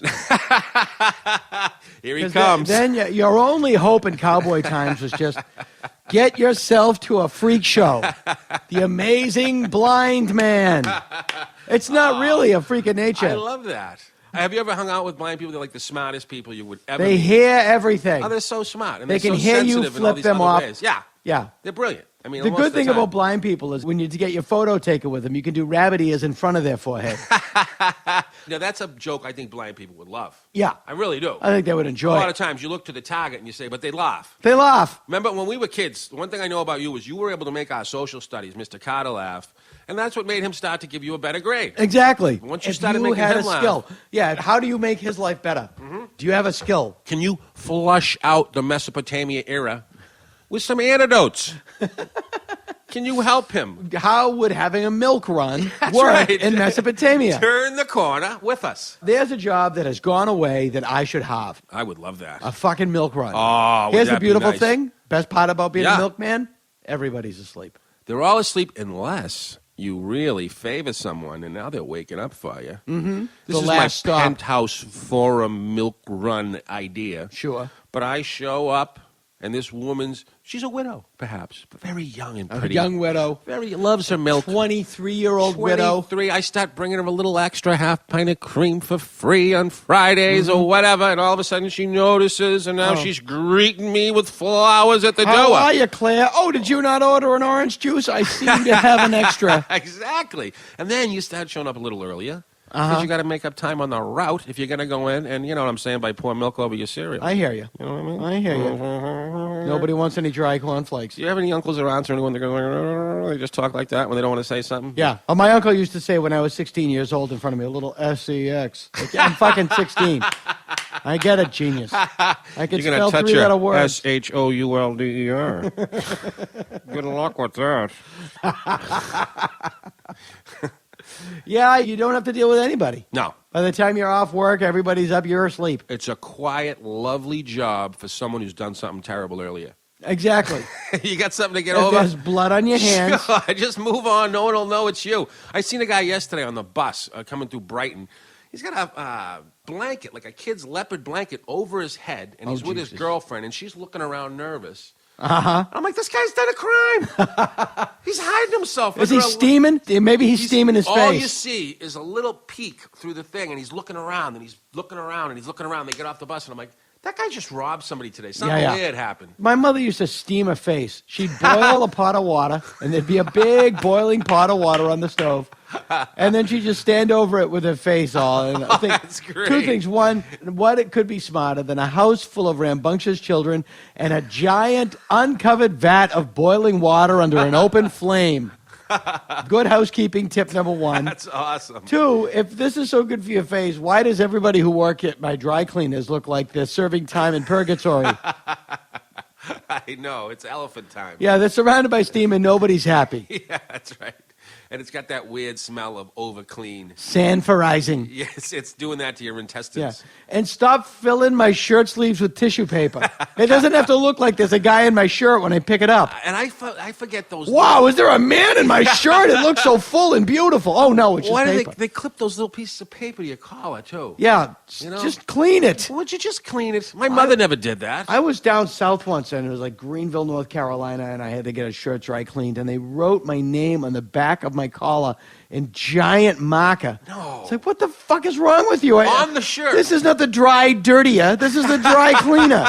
Why don't you give it to some kids? We wanted to give you a news stain to prove we could take it out. It's like Good Christ. Like the door-to-door vacuum salesman. It's a different country. That's funny. Oh, yeah. I mean, if you think about what we watched growing up, there was only a few channels. Yeah, there was 7 channels. There's only a few worlds, really, to choose from. 2, 4, 5, 6, 7, 12, Yeah. 27, 38, 56. Wow, that's exactly it. Yeah. And Mr. Rogers was on PBS. Right. I would have lived with Mr. Rogers and his whole world. And there was a early world on. within a world. Yeah. There was Mr. Rogers' world, and then there was the Ding, ding, puppet ding, ding, world. ding, ding, ding, ding. Then there was Mr. Rogers would come in, Yeah.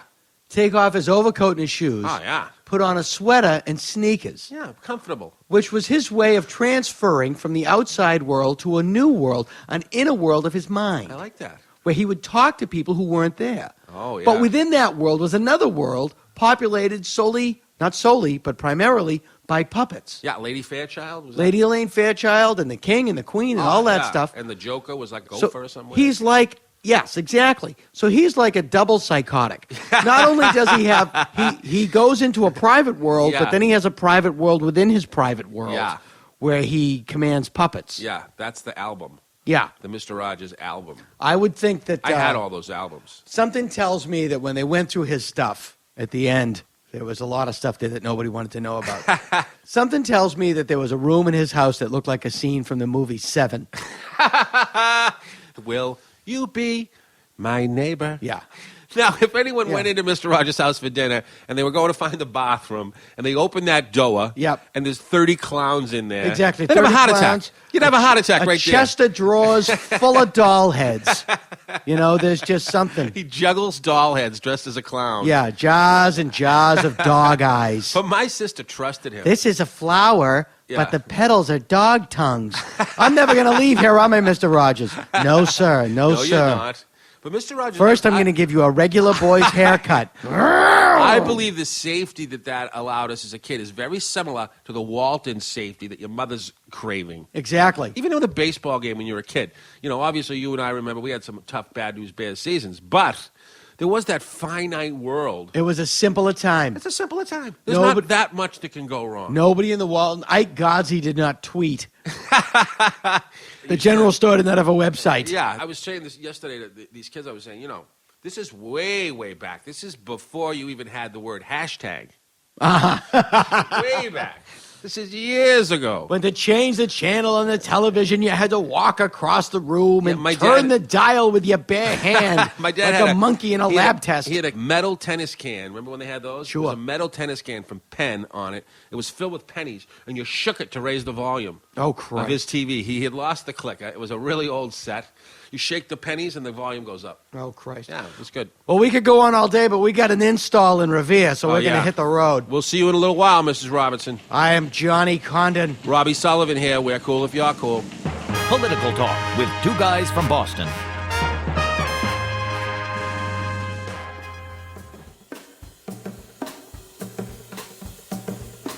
Once I was staying with my brother in Denver, and I wasn't 21 yet. I was like 18, and he was going to a bar, and he was like, well, sorry you can't come, but there's brownies. And I was like, okay, cool.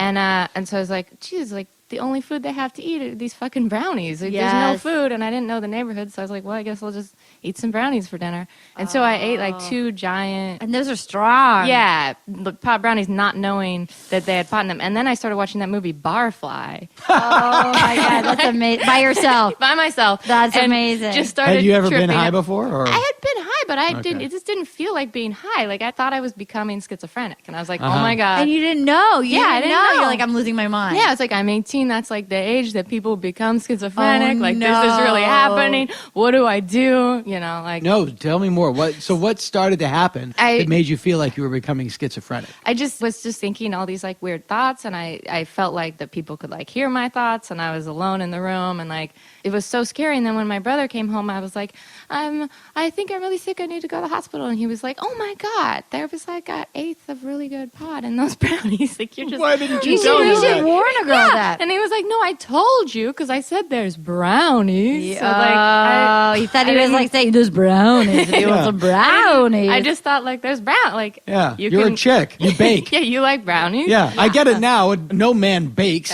unless there's drugs involved. Yeah, you're absolutely right. You're absolutely Why would a man right. bake unless it was a way to get high? I understand that now, but in retrospect, at the time, being a woman, you're absolutely right. I just assumed that But you it did- baked. Like I You hallucinated. had a problem and you baked your way out of it. Like a Kermit puppet, like Ooh, that's started. fun. Like there was a Kermit puppet, like sitting there, and it was actually something I'd given my brother, and I jumped at it, like got up and Oh. started like dancing. Hey, Susan, I'm going to rape you. Oh no! That's the only time I ever hallucinated. Raped by Kermit. I'm never doing drugs again. Kermit touched me in the bathing suit, please. I'll never enjoy barfly like I did the first time. Please touch the Grover puppet where the Kermit puppet touched you. That movie Barfly just reminds me of getting raped by Kermit. Oh my god! I've never All I seen remember about that movie is Who was in that? Mickey Mickey Rourke Rourke? and Faye Dunaway, and at one point they go up in the hills above downtown Los Angeles, and I think they were around Echo Park, and they find corn, and they start eating corn. That's just a Charles Bukowski thing. Like, Yes. everybody thinks that Charles Bukowski is this kind of brilliant man of American letters, and I always think, well, it's kind of like entree level. Yeah. Yeah. You know, it was kind of like what Truman Capote said about On the Road, like it's not writing, it's just typing. There's a little truth to that. Was it corn that was like growing corn? Yeah, corn. Oh, They're just eating in- corn. in L.A. Yeah. Corn in L.A. Yeah, just corn starts growing. There's a weird line that Mickey Rourke has in that movie because he sort of does the snagglepuss voice. I don't know what he's channeling, but at one point, like, he's talking to this woman, and the woman starts telling him about the guy she's dating, and he goes, I'm going to murder the line, but he goes, I hate that. He's all about pretense, macho energy. Yeah, oh my god! I am so intrigued by his face. Yeah. I am so intrigued that he used to be hot and now he's like ladylike and really red and blonde haired. Like it's fascinating. Yeah, well, I love when anybody just takes a hatchet to their face. Yeah. It's face You change. only have one face, dude. It's your face. It's your face. Just leave it alone. You grew up in sort of a cuckoo house. Yeah, I grew up in an insane Were you asylum. nervous about getting married? Yes.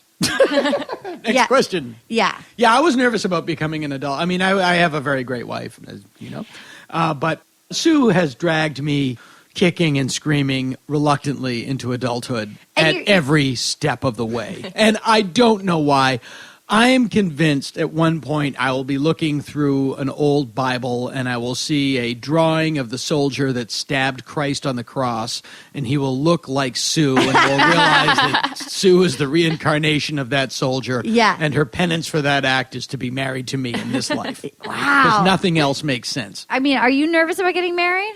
Not really. I mean, a little bit, but It is. Just get divorced. Yeah. I mean, yeah, no big whoop. Like, Yeah, whatever.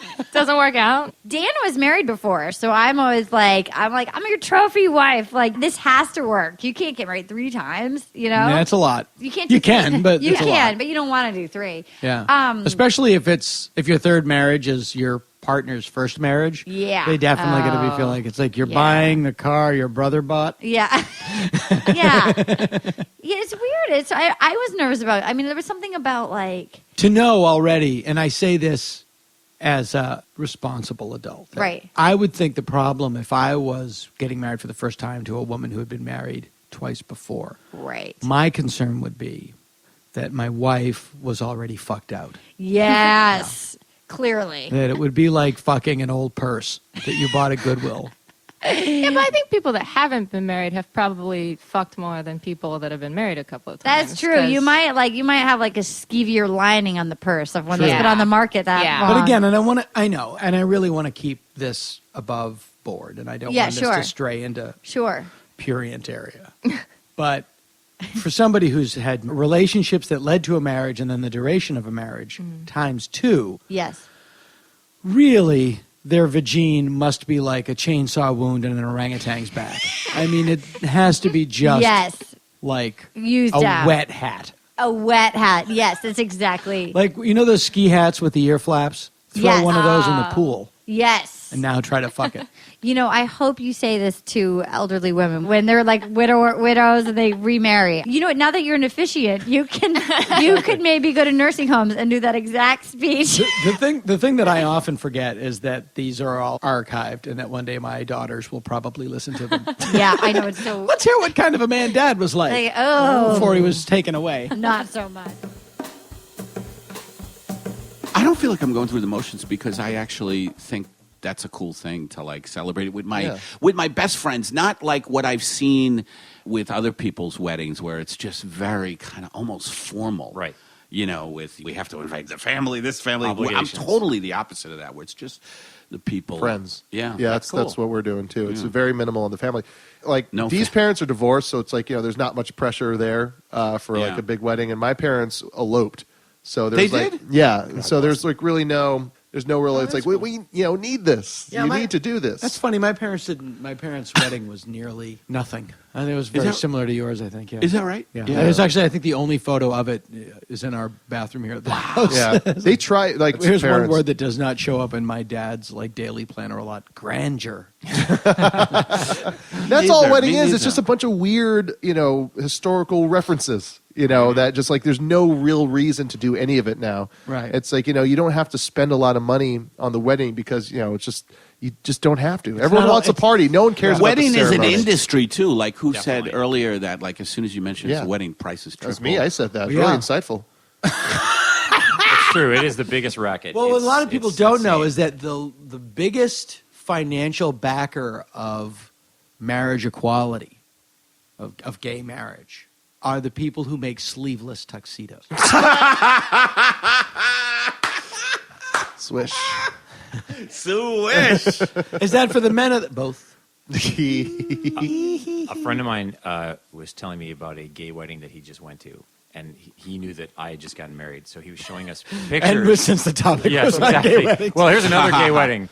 But the long story short is these guys, their plan was to keep it simple because they didn't want to get ripped off by the wedding industry. Right. So jumping to the end of the story, they literally had a horse dressed up as a unicorn with a giant talus that they both rode in on. They got in the singer Psy to come in and do Gangnam Style live. They did not. Joss Stone was their cantor, and then they had break dancers and the whole thing, and that was them keeping it down. And their explanation was that they started off wanting to be simple. Was and this David Geffen? No. Yeah, really? I'll tell you afterwards. who it Is Psy the Gangnam? Is that his name? Yeah. They got him? Psy. They got the guy. PSY. And they said that it started to get a little out of control because their wedding planner was like, well, you know what might be fun is this. And then the Why next did they thing have they a knew. wedding planner? You don't have a wedding The next thing they knew, they were planner. doing it at a soundstage at Paramount. The Life of Psy is, I think, Not the kidding. best movie. Yeah. Yeah. Sorry. It's easy. How do you get that guy? They got him. You wish. You wish with all of your heart. I don't even know who he is. Who do you call the You know, weird? you've seen Gangnam Style or Gangnam Style. It goes Have something I? like this. Really? Oh, it's Why pretty- would I have? You know It's it. very on. No, It's Dana the will most edit that I watched- in. stay in a very It's the macho most- world. I think it's the most watched thing ever on YouTube. Watch this. It is I the don't most watch watched. YouTube. Right behind the cat that bakes a cake. Dana- I love the cat Dana stuff. will edit it in so you know what it Okay, is. okay, right good. Here. 오빤 강남 스타일. 강남 스타일. That's the song. Oh. But they had to find a guy that said, yes, I will design a unicorn horn for this horse and then attach it and have You him. know that was pre-made. The guy is like, my chance. photo is incredible. I just say the horse is in the stall, and this guy comes in with like a unicorn horn and the elastic, and the horse just thinks in horse language, oh, another gay wedding. Yeah. Let's get over with. Where's my scotch? But it's in horse language, so it's like, however a horse would say That that. just sounds like a racist Asian voice or doing. Oh, Dr. Quest. Hey, Dr. Quest. $50,000 on the bushel die. That was Dr. Beaker from Johnny Quest. Dr. Quest. $50,000 on the bushel die.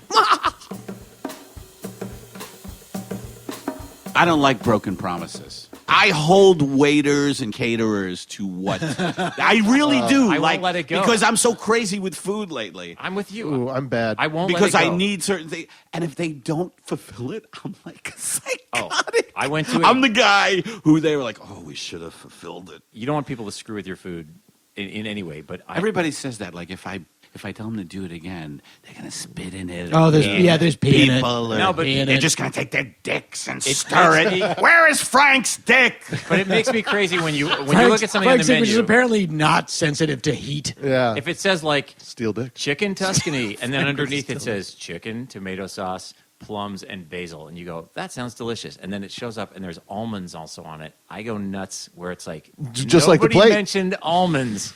Nobody mentioned the almonds. Sir, almonds are implied. Almonds are implied. Exactly. Like I love the waiters who like defend it. Almonds are implied, sir. And I immediately get on the defensive. I had a guy come to fix our washing machine. This is like surly Russian washing machine repair service comes up. Why is the door broke? Mm-hmm. I don't know. Well, they've been through a lot. How did you get it open? I don't know. It won't close. That's a problem. It's not supposed to be open. Oh, I love when repair It's my machine. people, I own it. It's in my house. Yeah. You pay me first. Repair people start. It's like the dentist. Like what? Yeah, with what did the you do? teeth? What are you doing? Yeah. You're not flossing. Why? I'm depressed. That's what and it ends the conversation. Yeah. Deanna's always very good at like pushing me to like talk back to the people, not like in a shitty way, but just like a mom. Tell them that you didn't like the food. I didn't like the food. It's like, yeah, good boy. You're way too deferential. I think Yeah. we should just drive around town for a bit.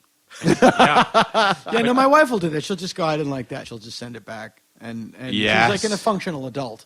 And I'm just Yeah. like, I'll eat it. Yeah. I'll take what's given to me, like most things in life. Yeah, exactly. But don't you admire that from... I just wanted some pasta, and this is a cat in the middle of a miscarriage. No, I'll eat it. Thank you. Yeah. Thank you. No, I know. Thank it's cold. you. Thank you. I was the same way in the middle of the wedding, in the middle of the actual ceremony, where certain parts were incredibly awesome and helpful. Here's where I can speak from personal. I, who performed half of Rob's wedding ceremony, Perfectly. Oh, I didn't know that. stood my dream of one day standing under a chuppah and looking Rob in the eye.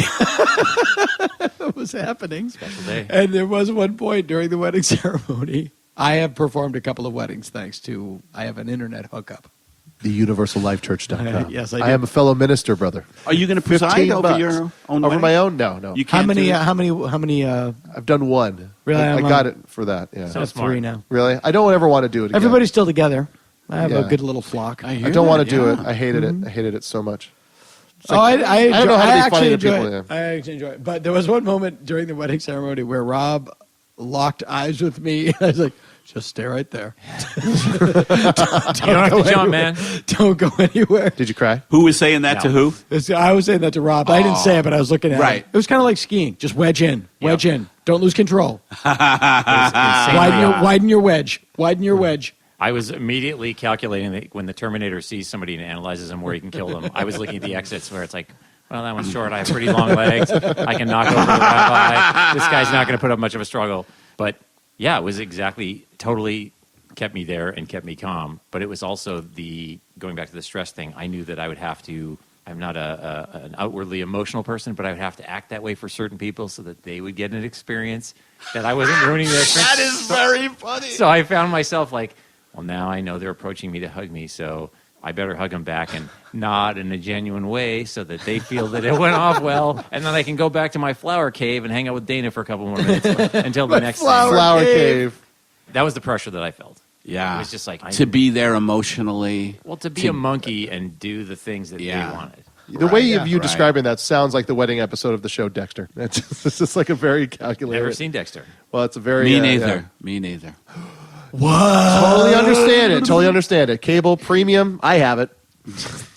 I like to pay for HBO so that we can podcast in beautiful locations. Exactly. What network is Dexter on? Yeah, exactly. That's not on the only network I know of. That was the part that I felt the most strange about is Watching Dexter? No, that people have an expectation at a wedding. My theme was Dexter. Really? For my wedding. That's so cool. Dexter's Laboratory. I'm sure there was a Dexter theme wedding That would be great. I'm sure there was. Ken Daly had photos of a wedding from people in a wolf pack. Oh my god! Like a furry kind of. They weren't like Zach Galifianakis.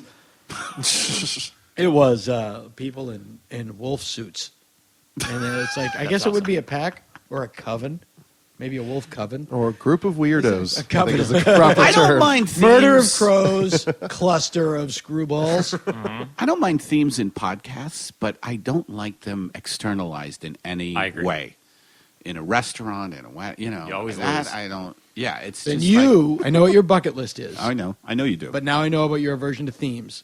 So here's something that's got to come off your bucket list right now: Disney cruise. Oh all man, themed. I've never done. Well, I did Disney World once in Florida, but I not here. love going to Disney World. I love going to Disneyland. A You do? Disney cruise is like having a glass have done rod it. broken in You have half done it. inside your pee hole. Oh my god! Yeah, a Disney cruise is no fun. Every time I've been to Disneyland, I was like, if I could only not be able to leave, Exactly. this would really make it You know a lot what would be, better. you know what would be great? Nausea, a feeling of entrapment, close proximity to a lot of morbidly obese tattooed people. How long did you do High that sodium for? How long was foods. the cruise It's a week. It's a week on a boat. I'm So- not a boat guy. I'm not a boat dude. Yeah. I'm not You're a a boat boat dude. man. You're not a boat dude. I'm not a boat dude. I'm not a horseback riding dude. Yes, yeah, I know that. I can't imagine being on a cruise. It sounds horrible, but on a Disney cruise, it just sounds. The artificial nature of a cruise is bad, but the super fake Disney artificial nature of a cruise, it just seems like the people are walking around. Here it like, is. Here's the Disney Ooh, cruise. right? Here's the methodology. Here's the You mean thinking Captain Goofy? of a Disney cruise. Do you like popcorn, Rob? I do. Do you like popcorn? Sure. Great. Here's what you're going to do. You're going to eat popcorn every day, all day, for a week. But that's what makes you not like pop. Don't they know the thing about? Exactly. Don't they know that? Exactly. Why don't they realize this? Exactly. Everything ends. Everything should be- have an end. it would be- May I present one the orgasm. Everything must have an ending. You know what would be great if the Disney people were actually trying to get people to learn wisdom through excess. Yeah. Like that. That was their plan. Yeah. Like, Right. look, people need to know Right. what the truth And is you leave and there's about a- pleasure. As you leave the boat, the guy in the Mickey suit just takes the head off and goes, now do you see what we mean? Yeah, I get it. So He just hands you an Edgar Allan Poe novel. I've had 40 pizzas, so how do you feel? There's a DVD of The Sorrow and the Pity. Yes. Thank you so much. But don't you think people go on those? I've never gone on those cruises, but I used to view Vegas buffets this way. It's just that you could leave. It's that people think because there's a giant pile of stuff that they've paid their money, they're going to get their money's worth, and they're just going to go through the shrimp or go through the pizza or go through the whatever it is. And on the cruises, I would bet that the least used stuff is the coolest stuff. The most used is probably the crappy food or the pool or the like slovenly sort of lounging around things. And if they had Stephen Hawking giving free speeches, nobody would go see that Right. because there's free shrimp. That would be funny Right. if on the Disney cruise they had like an alternative section. Yeah. Like you could see Hawking It'd be talk about the amazing. universe or whatever that was. They be don't. amazing. They don't. They don't. They don't. They have Donald Duck talking about the history of the universe. They have Magic Dave, Magic Dave. who was actually Not bad. really good. Yeah. Magic Dave was really good. They got all kinds of cruises now, though. Like Coachella has a cruise. 311, the band, has a cruise. Weezer did a cruise. Coachella has a cruise? SS Coachella. Really? Yeah. Because if there's one thing you want out of Coachella is for it to That's be so lame. fucking. It is, and it's just, it's the making money thing. We're popular. How can we do this now? How does that- We have a brand name, is Like, what it look is. at that. Like, those ships are huge. The staff is enormous. The amount of bands that they have on them is like insane. Each of those bands have a crew and members in it and a light and yeah. sound guy. God. Where is Who the do you- money made? and the How much food. time do true. you want to Yeah. spend with Kid Rock? I actually Eternity. wrote that down on the way here. Yeah. 47 days.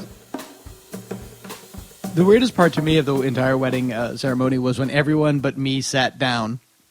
Oh, yeah. So Wait, what? Shit gets real. Yeah. Everybody's watching you. It's like because you've been to 100 weddings. No, and it's weird when you're like, oh my God, I'm the bride today. Yeah, Today's fuck. my day. Why am I standing? I'm playing the part of the bride today. That's exactly right. Oh, you're so crazy. Everybody sat down. I was like, well, huh? Well, it's also I was sort of afraid that I'd be less fun if I got married. There was something that like that is boring if you get married. You know, like you definitely have to marry the right person.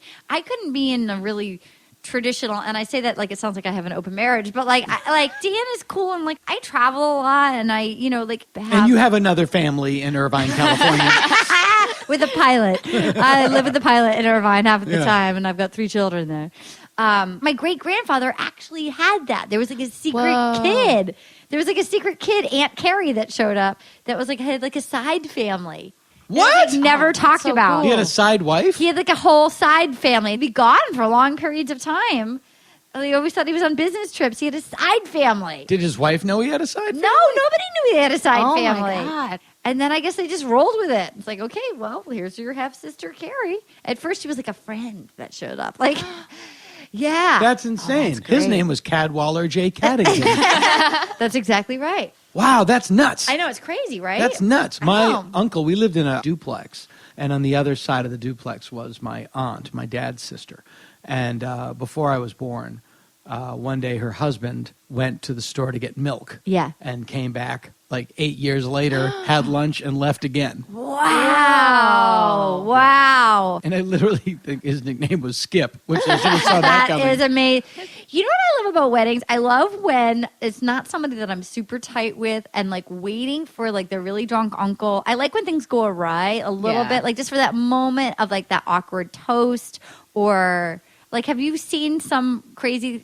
Yes, I was at a wedding once where the bride's father, who was divorced from her mother, made a really, I wouldn't say passive aggressive because I can't really discern the passive element. Speech and toast, which literally everybody just went, ugh. Oh my God. And this was like a big wedding at a hotel. Like this wasn't my like a backyard. This was like, and it was just this toast of like, so you hate them both. It's fascinating when you come in if you don't know a family that well and you can tell like, oh my God, like she hates her daughter. Like you can see so clearly when someone just end up like, well, like good for you. Well, look who did it again. Like, you know, always the star. And That's always the star.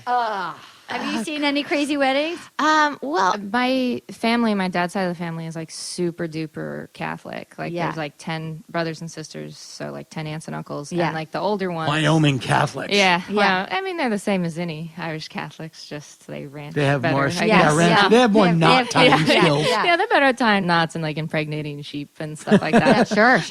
But both very necessary my traits. sister had a summer job when she impregnated sheep with Australian ram semen. Yeah, she did. Yeah, it was a good job. But I anyway, just imagine your sister putting on a sheep outfit and a strap-on with a turkey which was baster required. attachment. Yes, for a guy whose name was Adolf, but he was my God. a Mexican guy. My mom works with an Adolf. Really? Oh, that's so sad. You Like, Can't you unfortunate name. Can't you just put the semen into a hypodermic and inject it into the ovum of the female sheep?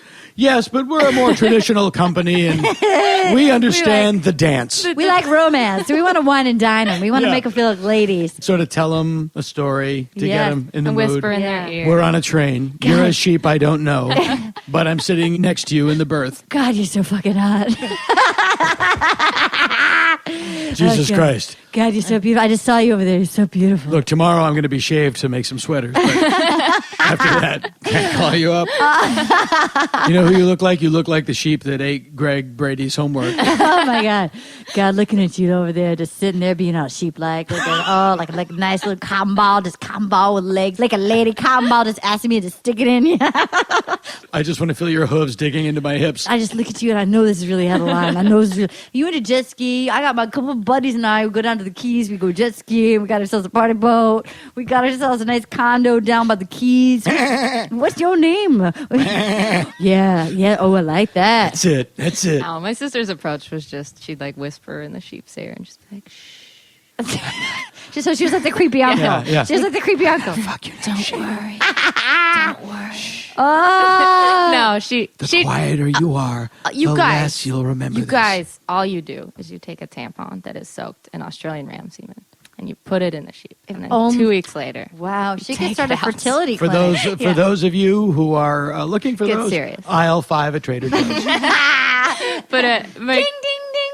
My cousins are super Catholic, like to the level of they like anti-protest Chick-fil-A. Like when people are protesting Chick-fil-A, they like go and Right. they're like, Yes. no, they're following the Bible, like Yes. just crazy. Who would Jesus And- hate? Yeah, Yeah. And my cousin had at her wedding. They actually had like a cross on the cake instead of like little bride and groom. And during the ceremony, they prayed to end abortion. And when that happened, Jesus I was Christ. like, I was like not paying attention. And then I heard that, and I just went like, and it like echoed through the church. And my sister just like grabbed my leg, and was like, you know, and I was just like, wow, these are my family. It's also interesting that, like, if Jesus does come back, I don't think he's going to want to see a lot of crosses. Oh, He's like, no, I remember it.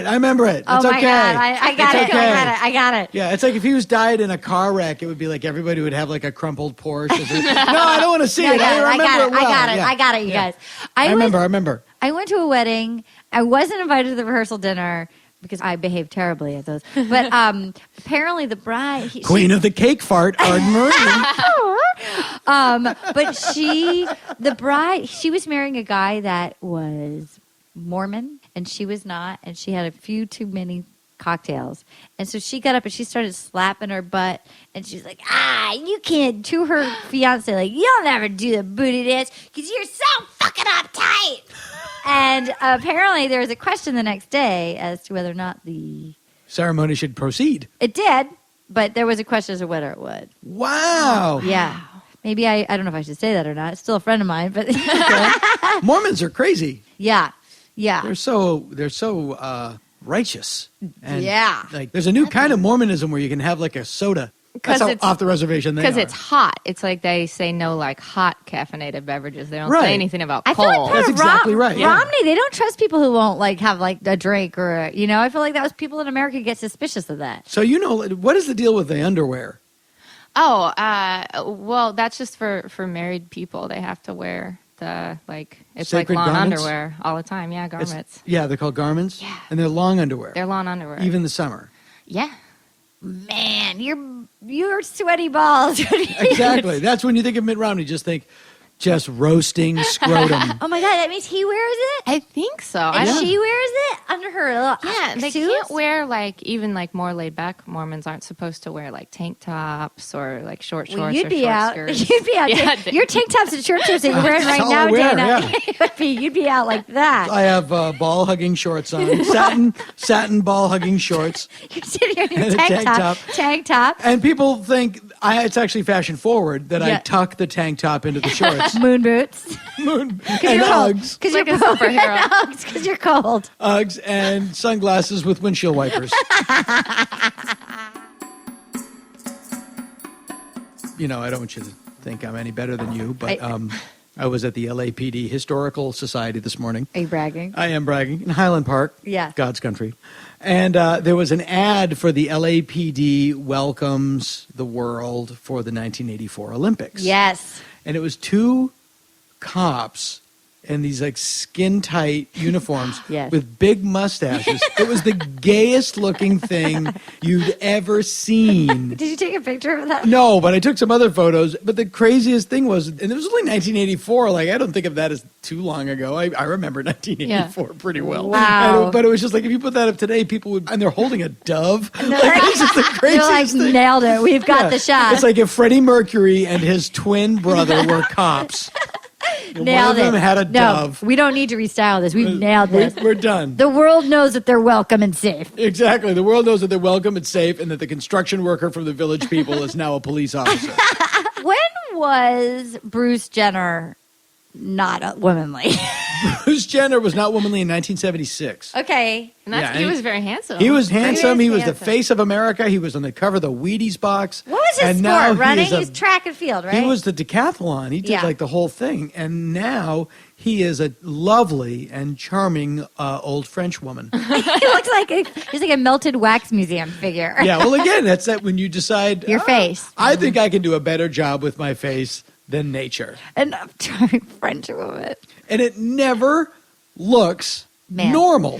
No. I can spot it like that. Oh, it's not too subtle usually. No, but usually, but particularly man. there's people who man. get work, Yeah. and you can tell they've had work, and you're kind of like, all right. And then there are people, especially in Los Angeles, there's this whole other race of people that don't look like people anymore. Well, and it's just They look like the Dark Crystal. yeah, it's like these and even like younger gals, like their face. There's this face that's like, what is like? It's the lips and Yeah, the lips is crazy. And there's another thing. Don't touch your lips, ladies. Don't touch your lips. You can always tell. Yeah, You can always tell. Yeah. It's like touching up your car with paint that you got at the hobby shop.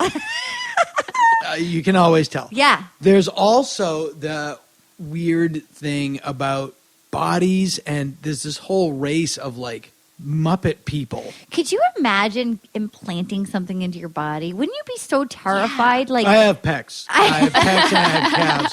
Because now I'm the total package. well, that's why you're wearing that tank top That's and why I'm wearing your tank ball top. shorts to show up. My ball huggers. But and why my tank. are you not? And a neck beard. I shave my chin and my mustache, but I have a full and luxuriant neck beard. A neck beard. I think one of the American presidents had a neck beard. And a ruby ring. I wish you just wore lots of rubies. And people called you Ruby Gold.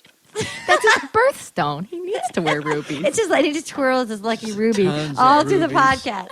You have a whole podcast about rubies, don't you? And I have a separate The Dana Gould Ruby Show. a lot of people think rubies are not a precious gem, but they are.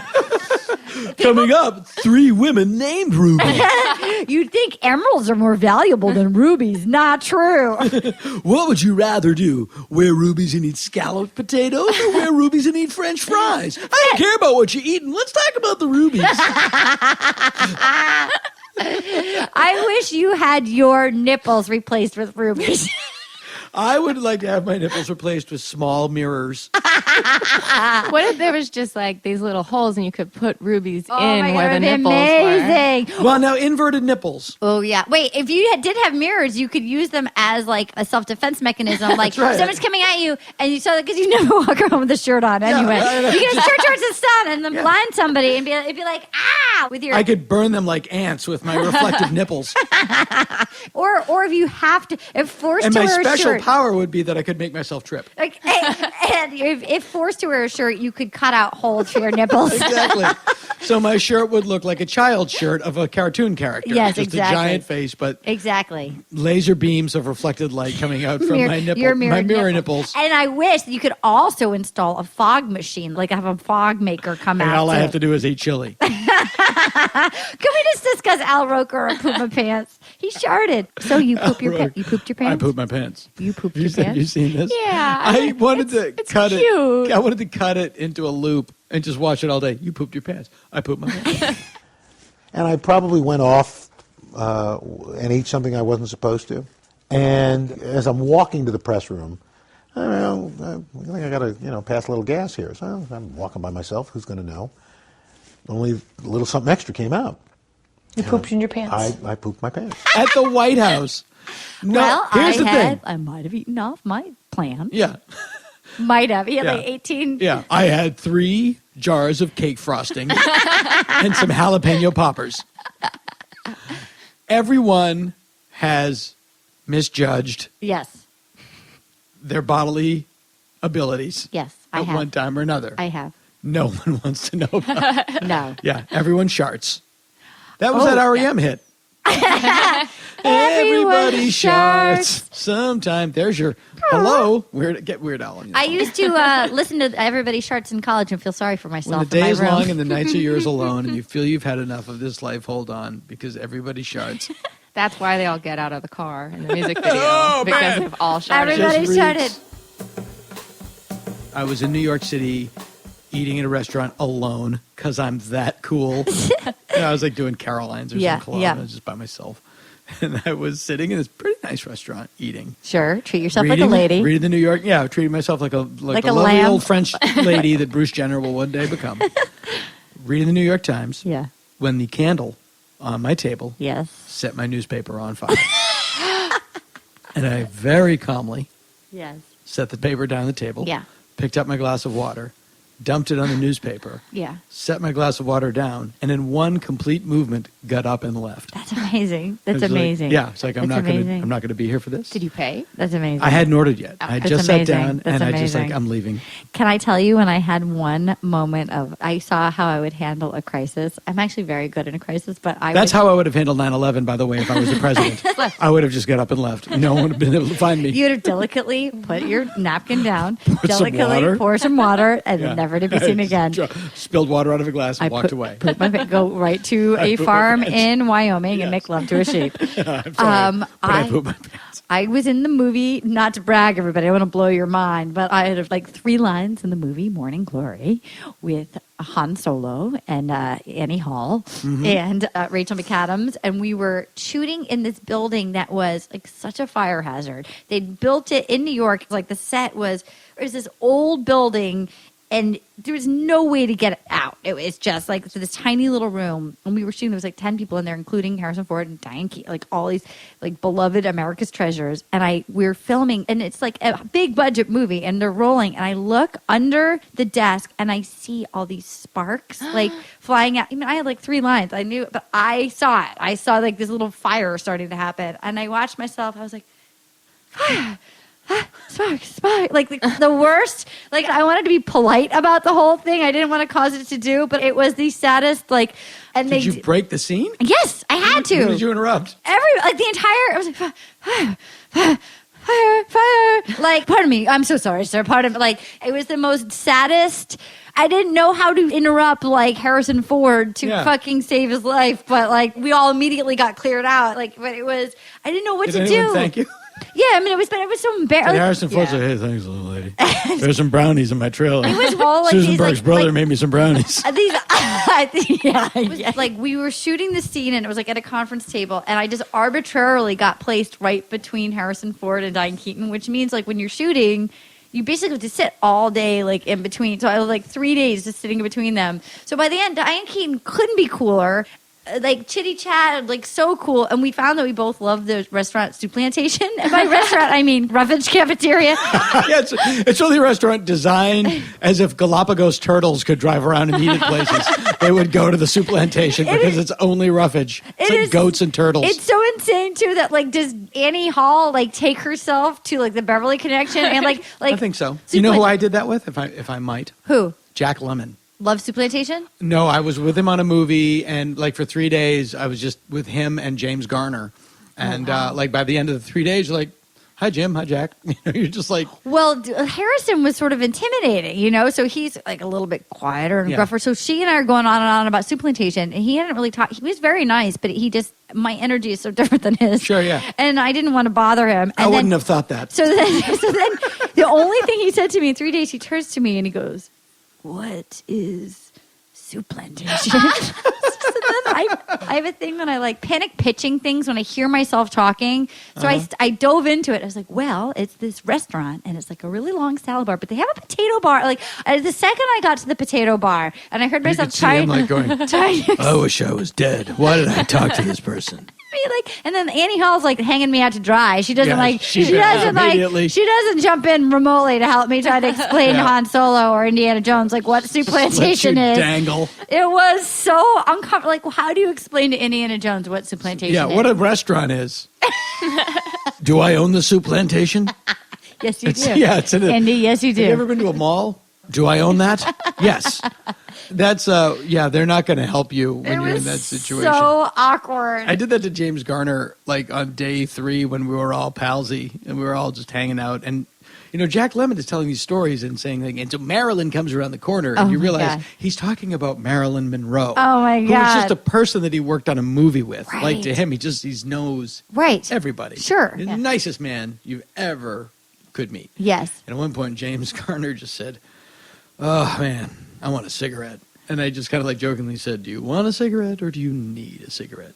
Well, I guess he needed a cigarette and he couldn't have a cigarette. And he looked at me like, "What the fuck did you just say?" Oh, you blew it. Yeah, you like blew I completely it. You played it cool. Blow it though. No, he was like, I was like, "How dare you, non-addict? How dare I you?" was too, I was just kind of too familiar. I was just like, I was just Oh, like, yeah, I hit his bad tooth, and it was fine. Like we went back to our jovial selves. But for like literally like 5 seconds, you're just like, how can I not be here right now? Oh, God, it's so weird. Can I beam out? It's weird. Like, you get so excited when you get these jobs, but then the anxiety of actually having to go, like, it's always for like 2 days. It's never for, 2 months. It's just like 2 days you have to kind of try to act normal around. It's the in-between time. Mm-hmm. Like, it's so awkward. You were about to get married. Yes. I just recently got married. You slightly less recently got married, and Danny, you've been married for God knows how long. The spectrum. 71 years. Exactly. The spectrum. How did you feel before it, and how did you feel immediately after the deed? I'm Me? just curious. Yeah. I felt for me, and this is, I am the type of guy who has so much trouble getting official things done. Like, in other words, going to the DMV is a huge thing for me. You know what I mean? I felt really good about doing it. I mean, at 54, first time I've done it. I've always been just the worst kind of commitment person. Mm-hmm. I don't commit to anything. You know what I mean? So I really feel like, wow, this was so good. So I felt really good. I feel really good about it. Like it was for me, it was a definite growth step. Yes. Sure, yeah. I agree with that. Yeah, absolutely. I'm serious. Yeah. You got to do it. Yeah. Well, you don't have to do it. You don't have to do it. I don't mean married. I don't mean being married. You have to grow up. Yes. So I feel grab like a glove and get in the game. That was part of it for me. It's time to put away childish things. Yeah, you know what? That phrase has come into my head a lot lately. And now I am also the asshole who has been an asshole his whole life. But as soon as I do one thing, I start telling other people, "What are you doing? But don't you? What are you doing with your life?" I felt that I was really. Yeah, you have the wedding. You in the And middle then of a story. You have to have the marriage, which becomes a function of your life until parenthood. And then, after parenthood, is the great relief of funeral planning. May the Can you circle jump be to unbroken. that? Exactly. How do you skip ahead? Where to you that? life is just a mad dash towards a horizon, and then slowly what comes into view is a hole in the ground. And you find that the slower you run, the closer the hole gets. And I'm the oldest, right? I'm 54. And I have been seeing the back 9 quite clearly lately. Just like the body, that hurts. What if I that speed it up? hurts? That hurts. If I just went by an ATM, pulled the max out, then went to a sperm bank, stopped out there, and then went and laid in a hole, couldn't I just speed everything up? Yes. Just do it in an afternoon? Despite all the people that question the meaning of life, I would bet that 99.9% of the people, their last thought, if they're aware that it's their last thought, is, so that's it, huh? Yeah, I agree. Yeah, that's it. But I think maybe then right after that or right before that is I shouldn't have taken it so damn seriously. Yeah. Why was I always upset was I about stressing? asking about the waiter?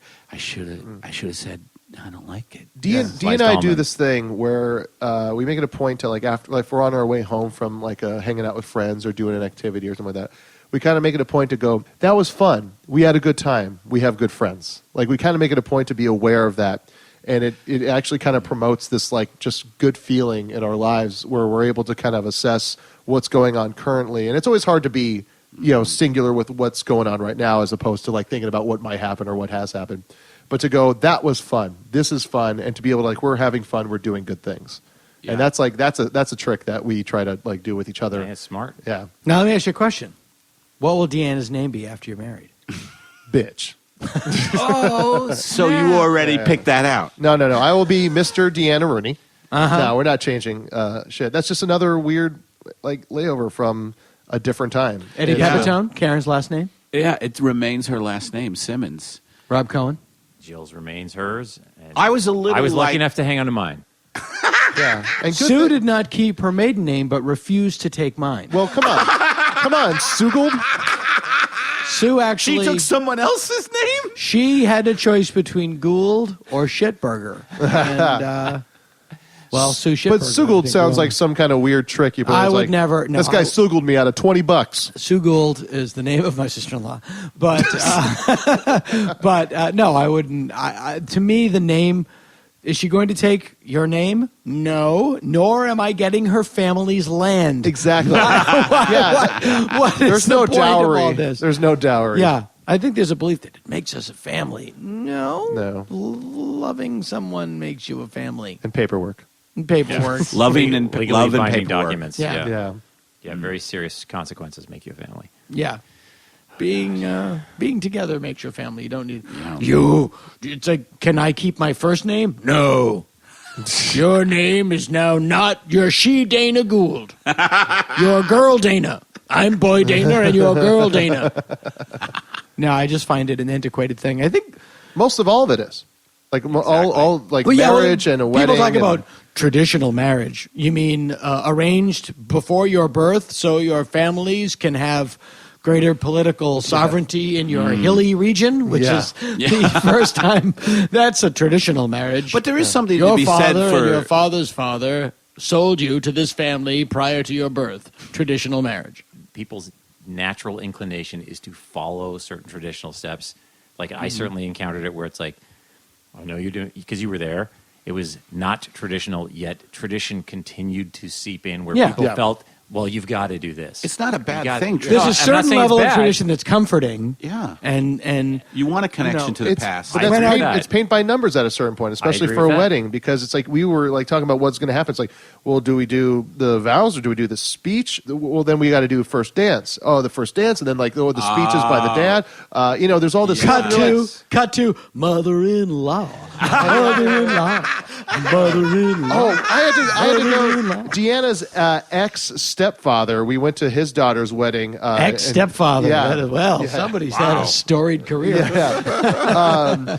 Like this guy at his daughter's wedding, we went and he sang a song for his daughter, which was the song "I Saw Her First." Oh Jesus! I saw her first, and it made everyone cringe because he was the worst. He was the worst. And then as a prank at Deanna's sister's wedding, I told the DJ to play that song, and it made everybody Did very you sing upset. it? That would have been funny. Yeah, I should have just gone on the mic. No one really knows me here. But don't you find that it is your wedding is upcoming? Somebody's going to do some fucking tonight. Don't you find that it's freeing if you want to customize something? This could apply to any life decision. This doesn't have to be just marriage. If you want to customize it, a lot of times people would be like, "That's crazy! Like, why would you want to have a birthday party in a trampoline factory?" It's like, what? But that's what I want to do for my birthday. I'm still celebrating my birthday, and with weddings, it seems like people have expectations where, as the audience or the guests, they think they need to witness the first dance or the cutting of the cake or whatever it is, and there should be a certain amount of food. But to me, it's like not only my natural inclination to say "fuck you," but but it's also if you subtract that so that you can focus on the other stuff. I love seeing people's baffled faces. It's like, what do you mean we weren't standing around watching you cut a cake? Like, you robbed us of that experience. Did you not do the cake thing? You're in that period now. We literally snuck to the corner of the room and both agreed we are now extending our arms into a cake because someone sent us a knife. And now we're retracting it, and now we're going to sneak back over. And our version of that is going to be grab a cupcake, have fun. Right. That's good Continue because to drink and dance. when it does become paint by numbers, it loses its fucking it's robotic. reality and meaning. It's like, oh, the bride cuts the cake. When the people are standing around singing, the bride cuts the cake. You're first time. Welcome, Mr. and Mrs. Yes, for the first time. For the first time. I was in a wedding. Dancing together. I was in a wedding. We're in the wedding party. We all entered, and they introduced us, and we all had sunglasses. Every like girl's handing crazy them for to you, a dark like- dress And bride. I think Do the I majority of really? weddings are still like that, are they not? tons. A great majority. You're at that. You get to that point in your life, and you're getting into that now, where it's every weekend is a wedding. Yeah. and it's 90% of them are that mother-in-law. Yeah. Mother-in-law. It's always so weird, And too. you just that we- saw your own head off. Susan, I was telling Arden that you wrote a very successful movie this year and had to audition to be in it. Yes. And then I was cut out. Are you serious? Yeah. Oh my God. And it wasn't like, because Dana told me which movie you wrote. I mean, that's amazing. We can say it. Oh, yeah, you Susan can say co-wrote the film Smashed. Which is amazing. Oh, thank you. But I said it's not like you wrote Transformers 4. Right. Like, how do you have to audition? Like, it shouldn't I be know. a given that you write a movie that's like a big, nice size independent movie. You'd think it's a You'd think that. Did you get the part you wanted? No, I actually didn't get the part that I wanted. Yeah, I had to audition. I had to think of like, no, I've acted before. Like, you can see other stuff. Like that, to the producers, and I don't want to like get into trouble to say too much, but I'll cut out if you don't want to talk about No, it. it's fine. So yeah, I had to audition, and I was offered like my choice of 3 parts, and then the one that I chose, which were all really small parts, like a scene that we'd kind of written after notes anyway, that we were like, I don't know about this scene. Yeah.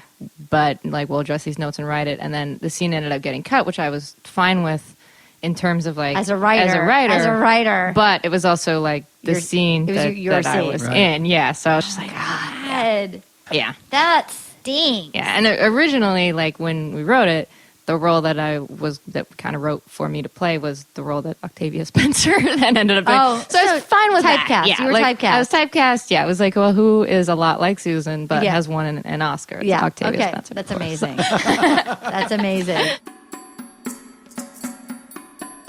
Susan's getting married in 6 months? Yay! You're gonna have so much. You know what? I never thought. Should she do it? No. You know what? I have to say, it was somebody with no bridal fantasies or never thought I'd get married, no roadmap. It was the most fun weekend of my life. It was. I mean, did you have the most fun when you got married? Yes, you did. Yes, no, I did. It was way more fun. I always just was like, whatever, like weddings. And then I was It's like, stressful. Yeah. But it's once it's super over, fun. it's super awesome. fun. I'm excited. It's weird because, like I never really thought I'd get married. And then like Matt and I have been together for 4 years and it just feels right. And it's weird too because most of our friends aren't married. So it feels like we're living the alternative lifestyle by like pairing up, as opposed to like. That was really always fun. the thing with John Doe and Exene Cervenka, that they were married Yeah. and they were in X, and it was like the big alternative thing. Yeah. I like to bring everything back to X. Yeah. Nothing wrong with that.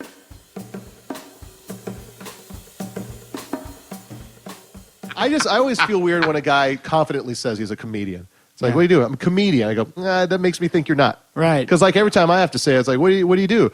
Oh, God, I'm a comic. Yeah, right. I always just say I'm a writer. Yeah, I usually Writer's I just nice. usually go to writer. Yeah. I The say job I'm of the farmer's guy that market. shoves the broom handle up the elephant's ass so it shits before it goes out into the circus, I'm in the position that will eventually lead to that position.